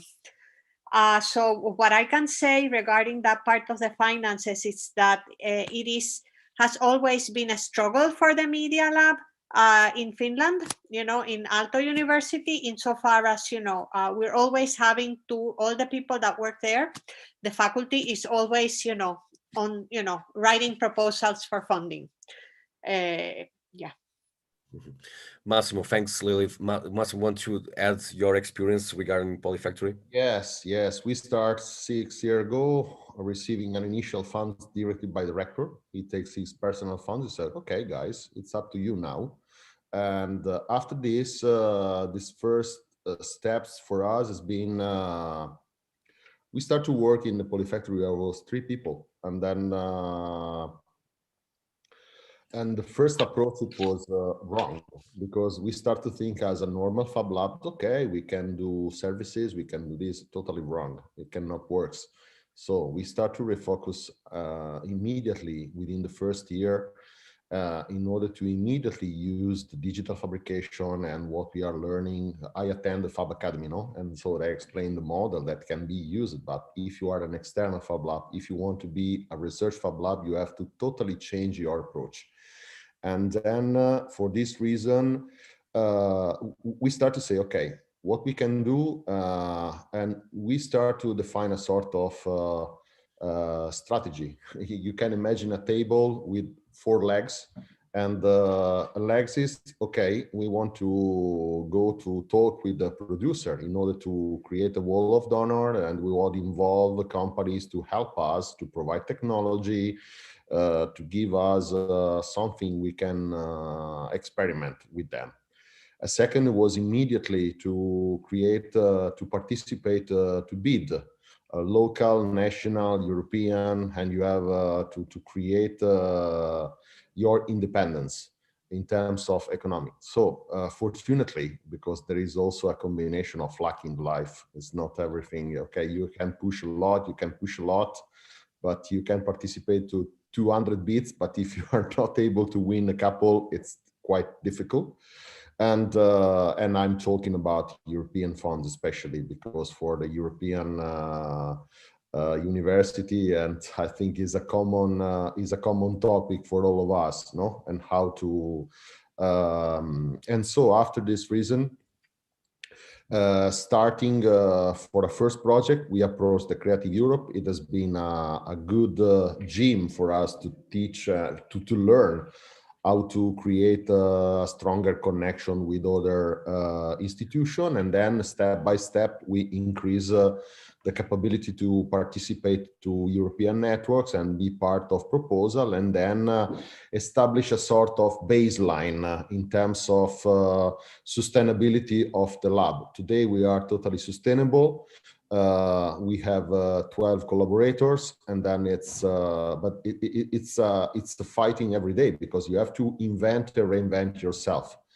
Moving from the participation to the bids, to the European funding and so on, we use this in order to create new research lines that are totally self-committed, because this is a lab to anticipate new research line that we want to do in order to be ready for the next 2 years. So we are stimulating the collaborator with us in order to implement original research line that can be in a couple of years incubated within the lab in order to be experimental and so on. And the final is to work on young talents. We invest a lot of effort and commitment, not money, but commitment and effort to work with the young people, with the young innovators. And then we collaborate with them. We are supported also by the Technology Transfer Office of Politecnico, and so we are encouraging them, and we become sometimes co-author of the implementation of the innovation. And in this way, it's another way to create spin-off and startups that are connected with us. It's a strategy to diversify the activity in order to feed all the activity are connected and can create a sort of strategy that give us the possibility to be sustainable. For now, it's working in a good way. We hope for the future also. Eric, thank you, Massimo. Eric, do you want to elaborate also on this? And we have actually a couple of questions to share, but I would like to hear from you also on this, because I'm assuming that the US context may be quite different from the European one. Yeah, I think it is. I mean, I'll talk about, I mean, as I mentioned, you know, my experience was getting grants from private foundations. So a lot of the government funding is not very available in the United States. I mean, we have certain funding agencies, and it's great when you get them, but they're incredibly competitive, and you can't rely on it essentially. And so, you know, the private foundation world is useful here. Now, the challenge that I've found in trying to maintain a lab is that, you know, once you begin to grow dependent on philanthropy, it's hard to break away, right? So I think what Massimo was saying about, you know, you've created a kind of business model for your lab that seems sustainable and very inspiring, actually. But that's very hard to do, to bring in other revenue sources. And the other thing that we're struggling with is where the money's coming from. You know, and so if we take money from government, if we take money from corporations, which I certainly have taken money from both of those places, but I think it's questionable when we ask people to participate in things and trying to be transparent about where the money's coming from. I think that's something that I struggle with all the time, to make sure that we have a kind of a sustainable flow of money, but we're also honest about where the money is flowing from. And so I find that it's, you know, the challenge of getting, you know, building that sustainability. I mean, again, I've been doing it for 10 years and it's still not easy. The other thing that I'll bring up, and I don't know if this is different in the European context that we're discussing here, but the indirect that is taken from, you know, American universities is very high. So for example, you know, at MIT, I think it's 57% of any grant that you bring in just goes to the university. And so, you know, that's fine if you're dealing with federal money and the numbers are large. But if you're working with a private foundation or you know, a small organization, and you have maybe $50,000 to work with, and more than half of it goes away, and, you know, it's very hard. So, you know, so I think that and this is why I puzzle all the time about, well, what's the role of universities? If it's so expensive to mobilize a university, wouldn't that money be better used somewhere else? You know, like, I think we need to ask ourselves that question quite honestly. And I'd be curious to know if it's different in other national contexts. Perfect. So in Portugal, just to add on that, so we are not yet on the 57% of MIT, but there's actually each university has already I would say from 20 to 25% that for every, that's the main percent that it caps for. Of course, it is always possible, as you know, to try to negotiate the application of those 20 to 25%. But that's always more work to that. So actually, Eric, there's one question that I will ask you to answer, and then of course share it to the other panelists on this regarding the involvement. So it's a question by Assunção Duarte, which is actually a PhD student in digital media, regarding your involvement or the engagement lab involvement with the local community. And because we are now in the middle of a pandemic, if that can stay for long. So what are the lab, but I'll of course later extend to your 4 labs. What are your plans, strategies, and kind of tips to continue involving and developing this engaged work with communities during these pandemics? Yeah, it's a great question, and I'll just quickly share one experience here. So last semester, I taught a class called the Co-Design Studio. Normally with the code, so it's a class on collaborative design methods, and we would bring in a partner or two usually, and then work with that partner to design something. In this case, because of COVID, so this was we did the class was entirely online. I taught the class. I taught the class in collaboration with the University of Washington, which is in Seattle, across the country. And we worked with 11 different community partners who not only dropped into the class, but actually took the class with the students. That never would have happened if not for COVID. And so the things that never would have happened, I never would have thought to teach a class with another university across the country. I never would have thought to ask people to, so the community partners are all located in the Boston area. They would not have gotten to Cambridge, where MIT is, every single, twice a week to join this class. It never would have happened, but they could jump onto Zoom and participate in this thing. And so what it did to me, it actually, while some things are more difficult, it's actually opened up possibilities for collaborating with people. It takes less of their time. There's like different modes that can be, that are less threatening, or, it's hard for some people to go onto a university campus. They don't feel like that they belong there, but they can pop onto a Zoom meeting and you can make that a welcoming space easier.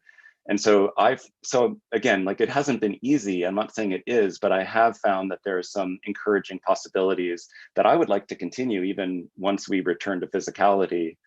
You know, I think that there are some things that I've learned about how to more effectively connect with community in collaborative design processes. Thank you so much, Luiza. So you were just mentioning a couple of minutes ago that Brazil is in a, I think using your own words, in a state of permanent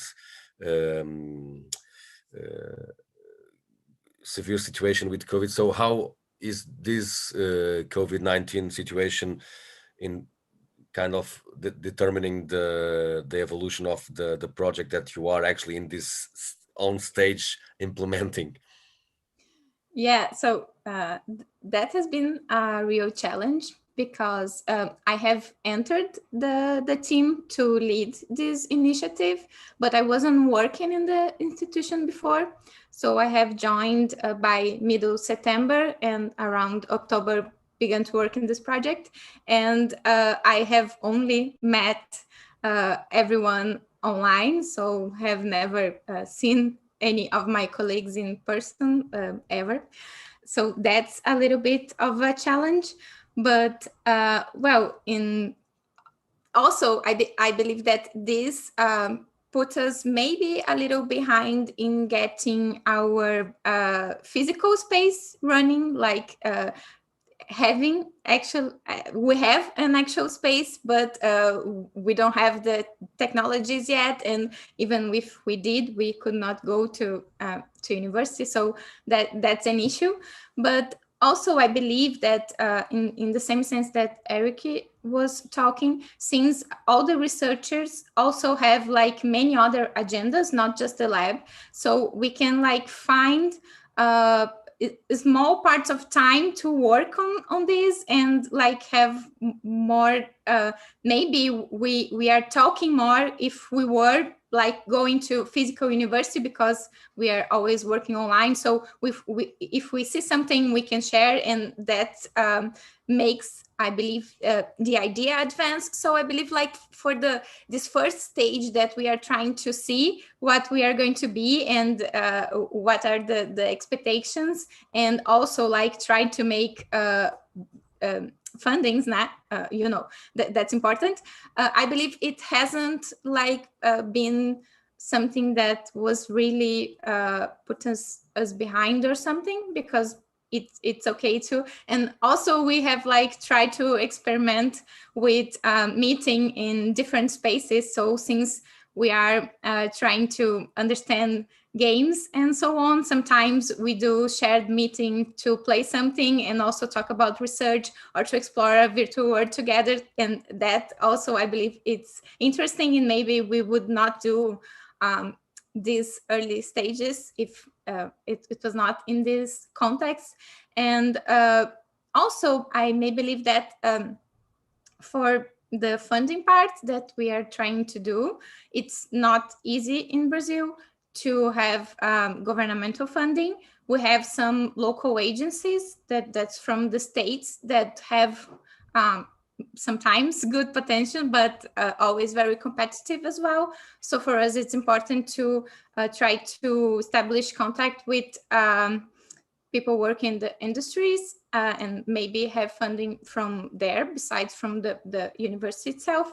And for this, I also believe that maybe it's easier to get people to meet with us and to talk to them, because it's not as compromising, and it's just a little bit of their time. And so I don't know, maybe for this it hasn't been so bad, but of course it's not the same to try to find what we have in common as a team. We are 6 researchers.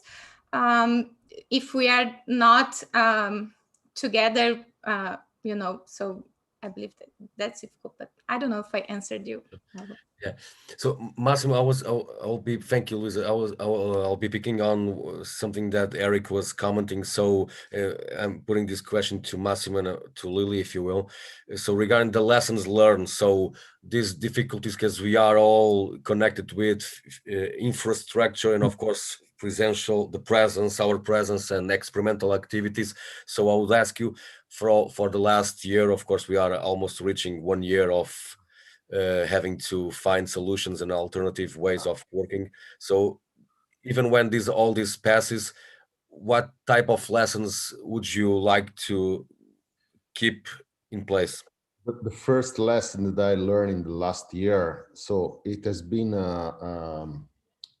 so the COVID represent for us a sort of real problem, because you can imagine a lab when every day, so I have this picture that is in my mind like a sort of small Hiroshima for my lab, no?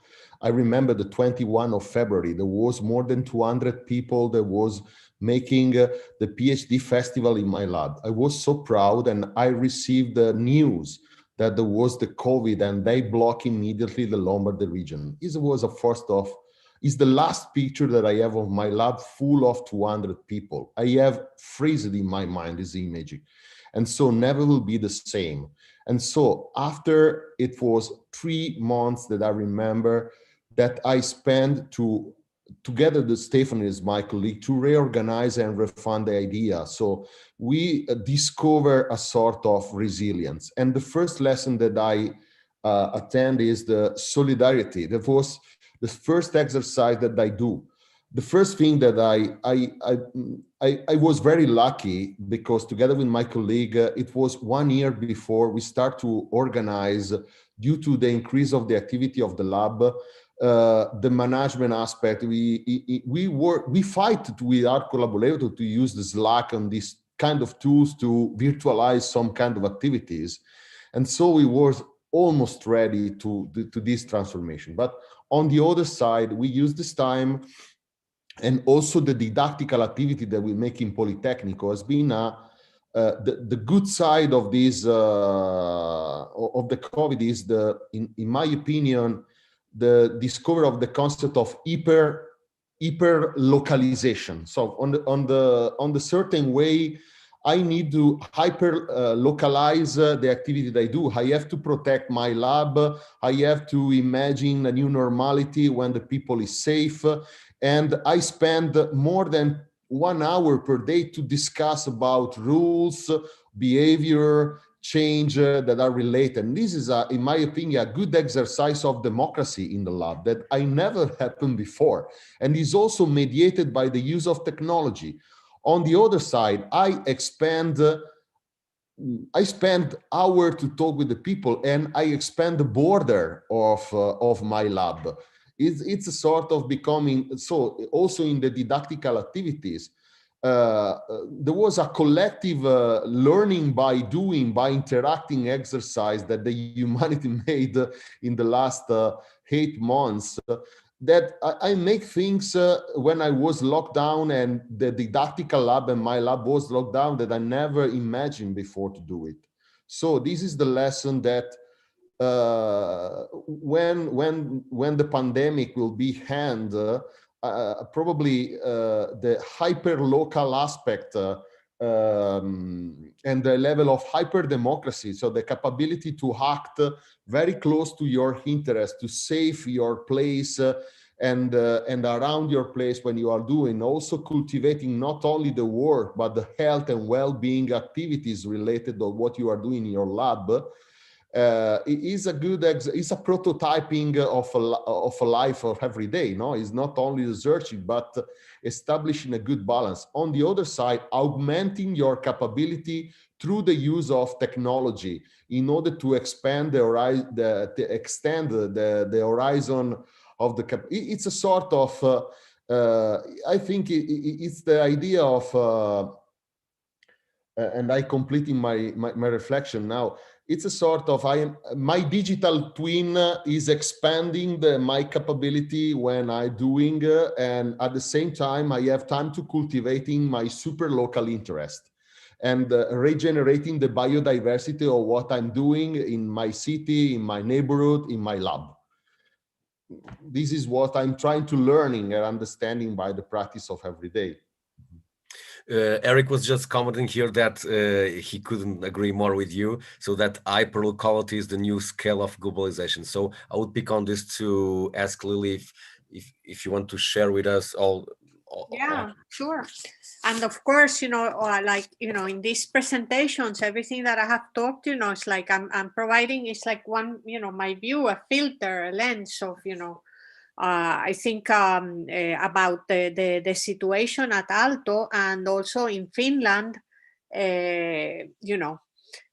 well, I mean, I will say, like, in solidarity with Massimo, and I think, everybody has, said this, that, the truth of the matter was that we rose up to the challenge, and for us, it started a little bit later. I remember March 13th was the last time we were having, an interview, a series of interviews with colleagues in the chemical arts, in the chemical engineering lab, about a project that we were doing together. And that was the last thing that we did physically together, And then, like, the way they refer to it now is that, well, they had anticipated that at some point the university, would definitely part of it, go very much online kind of thing, because this was like seen as a thing of the future, right? But then we saw ourselves of the future today kind of thing, this like distance education and all of that, and we have people that specialize, on that. But for me, I'm not a specialist in that area, so, and truthfully, I never had been, teaching online. Well, and like Massimo said, learning by doing, for sure. It was like we say in Spanish, sobre la marcha, like as you're going along, you are learning and doing. And we the way some people, I don't know if this is true, but I have heard references to things like we expected that it would take us like 3 to 4 years to turn most of our education into something like this, but we had to do it in a few months, and we did do it. Now then, of course, I am very positive about all of this, and the thing about it is that you can also think about it in like stages, in the sense that okay, so the first stage, March through May, June, the first semester, yes, and we're all like super like motivated and everything, and then of the things that you see, that you get many more people than you would normally get. I think, like what Eric is saying, in the classes, it was like, what is this? What's going on? So, we get that. And then summer goes, and you still have things that you're doing, you're engaging, in a very complex, like research project with like 13 partners that we're all distributed. We have never met physically, but, we still, managed to get the work done.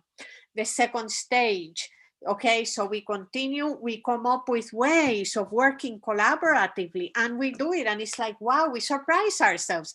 We even had like a mini conference for all the partners in the project that actually Aalto organized, and we had like 4 workshops, basically 16 online workshop sessions for this project, punctuated with like little game strategies, so that everybody would be like pepped up and like enthused throughout the whole thing, right?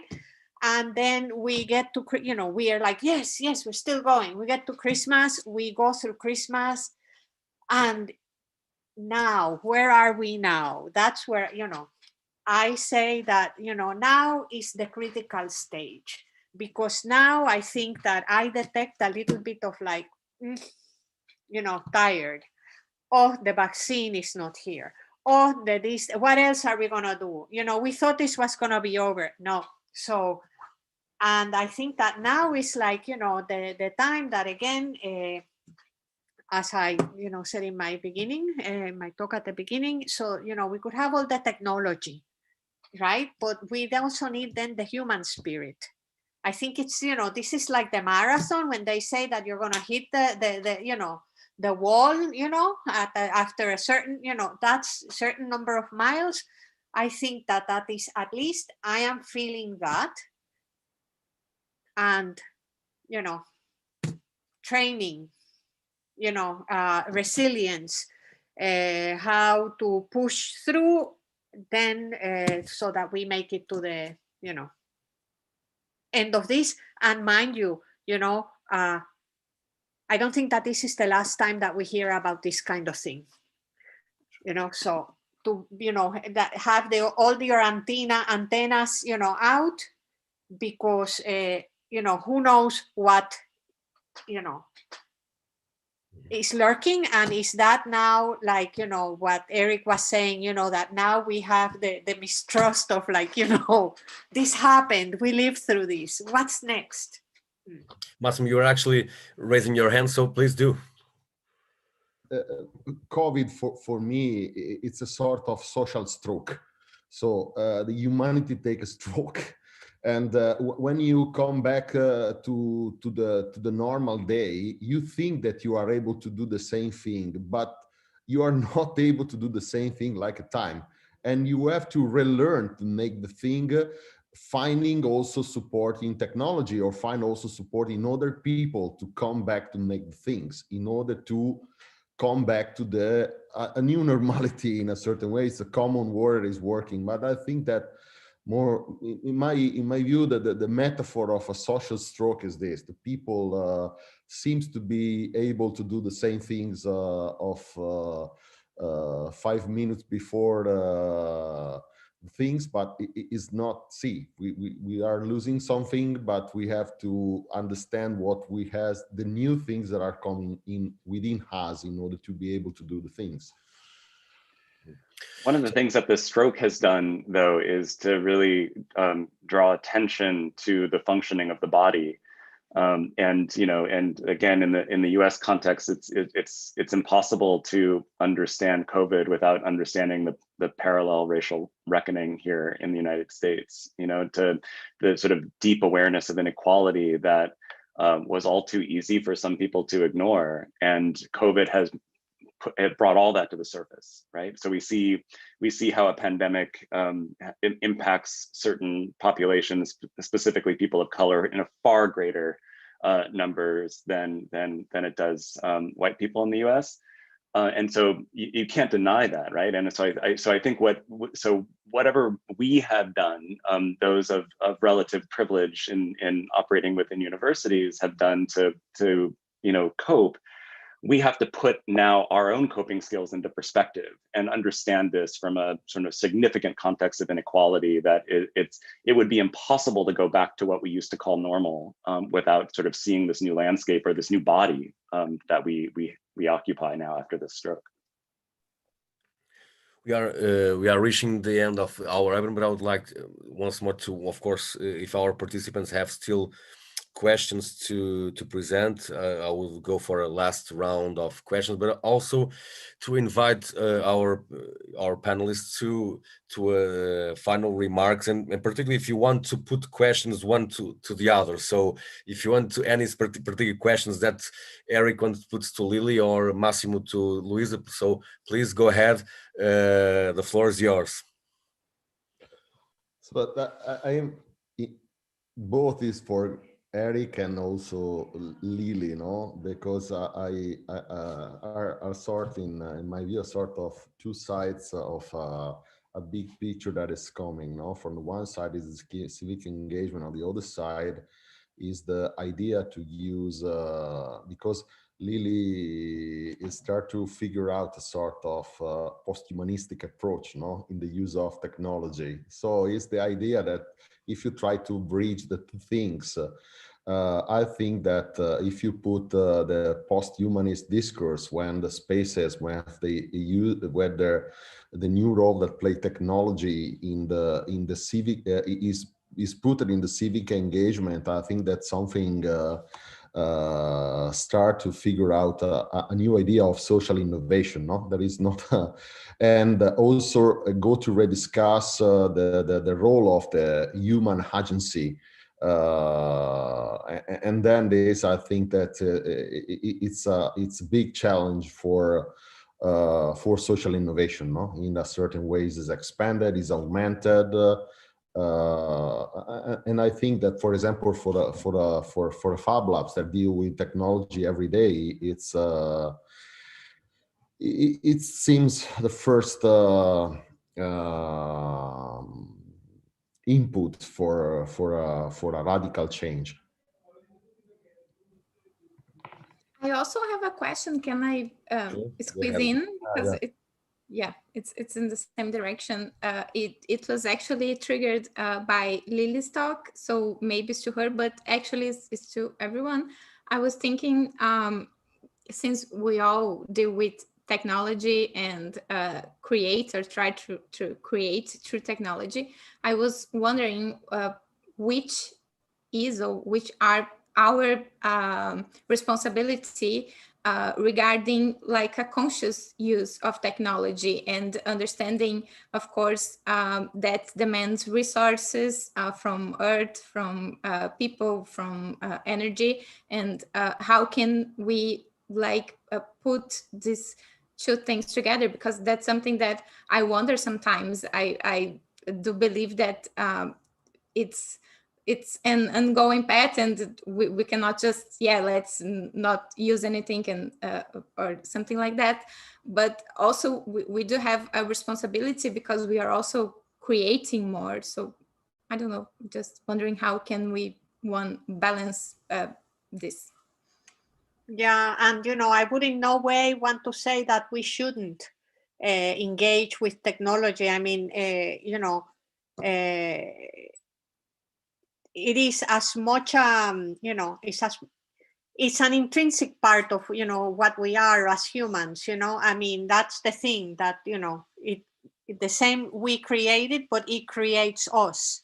So we are engaged in this cycle, but, I would say two things. This is super complicated, but super interesting. And this is, where, I've also been thinking this COVID time also, I have thought about that a lot. And for me, it has meant a change from another way of thinking into more relational, what they say, a relational perspective of how everything is interconnected, right? And and I really want to continue with that and explore it. I hope that, I mean, and then this, I say, every day we need to be grateful for that,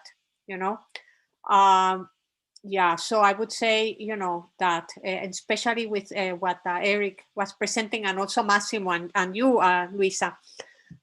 And then the other term, responsibility is great, but even more so with capital A, accountability, right? Because it's like, taking the responsibility one step further.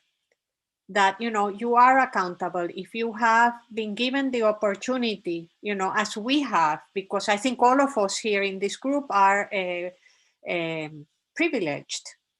We have the opportunity to work, to play, to do all these things. Then we also, need to, find ways to then give back. And when we get involved in things, think about that notion of like how it's not just being responsible, but that somebody will someday ask, as you have seen with Eric, like I'm really glad to hear what you're saying about, the whole situation in the United States, because, this is something that, that has been that, it's been there, but, now it's like, I think that many people didn't, and I don't mean in any way to say that, okay, that people there were like, like with, cloth on their eyes or things like that, it isn't as simple. This is why I said the idea that I mentioned something about when You reveal, but you conceal. You reveal this thing to conceal the fact that, you know, behind the technology, there are big political and economic interests. Eric, I'll pass to you for a final remark if you want, of course. Yeah, sure. I'll just say something, you know, maybe, I mean, first of all, I just want to kind of underline everything that has just been said. I think these are all really important things. And then I'll also say maybe a bit of practical advice or concern. And this is something that I often share with sort of junior scholars or upcoming faculty is in working in this space sometimes runs counter to the values of the institutions in which we work. So as I mentioned before, you know, the tenure and promotion standards, at least in US universities, are very much focused on traditional metrics such as publications and, you know, primarily publications. And publications, you know, publishing in journals that say 30 people read is not necessarily what social impact or social innovation looks like, and it's not necessarily for the benefit of the people that we're working directly with. So the challenge is that it often requires a sort of doubling up of labor. It requires both the sort of speaking to academics through our traditional modes of academic journals, and also the translation of that work to people that we're working with so that it's directly relevant. And that's a lot of work, you know, and so it's, I'm not holding my breath that universities are going to change quickly, but I do think it is, you know, faculty, especially younger faculty, have to, you know, hopefully kind of band together to begin to change that culture and to start doing this work and advocate for the importance of impact outside of the way that academics typically think about impact, which is, you know, around citations in journals. So that's, I'll stop there.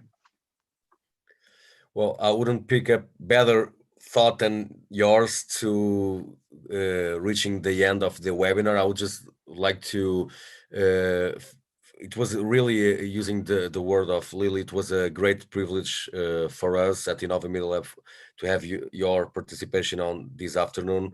Of course, we will be quite able to keep on talking until the late evening. We are very, very grateful, and thank you in particular to our speakers, Diaz-Kommonen, Eric Garden, Luiza Santos, Massimo Bianchini.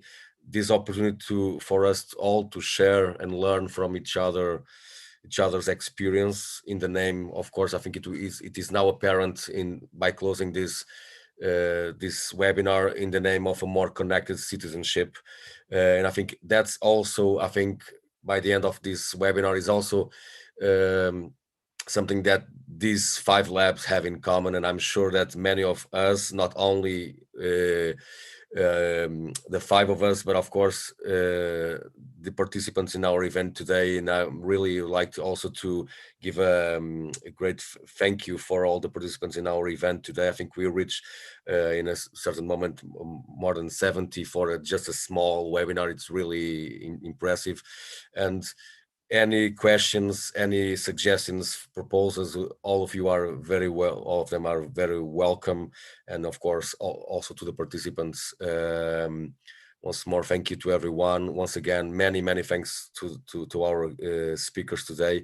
And I wish you all a safe and healthy year, if you are that, and against all current circumstances, all the ability to be resilient. I think it's also a matter of resistance of all the work that we are doing and you are doing across the lab. So once more, thank you so much for being available and getting the time and the mental energy to share your experience here today, and also to the participants. So see you all very soon. Thank you once more. Thank you. Thank you. Thank you.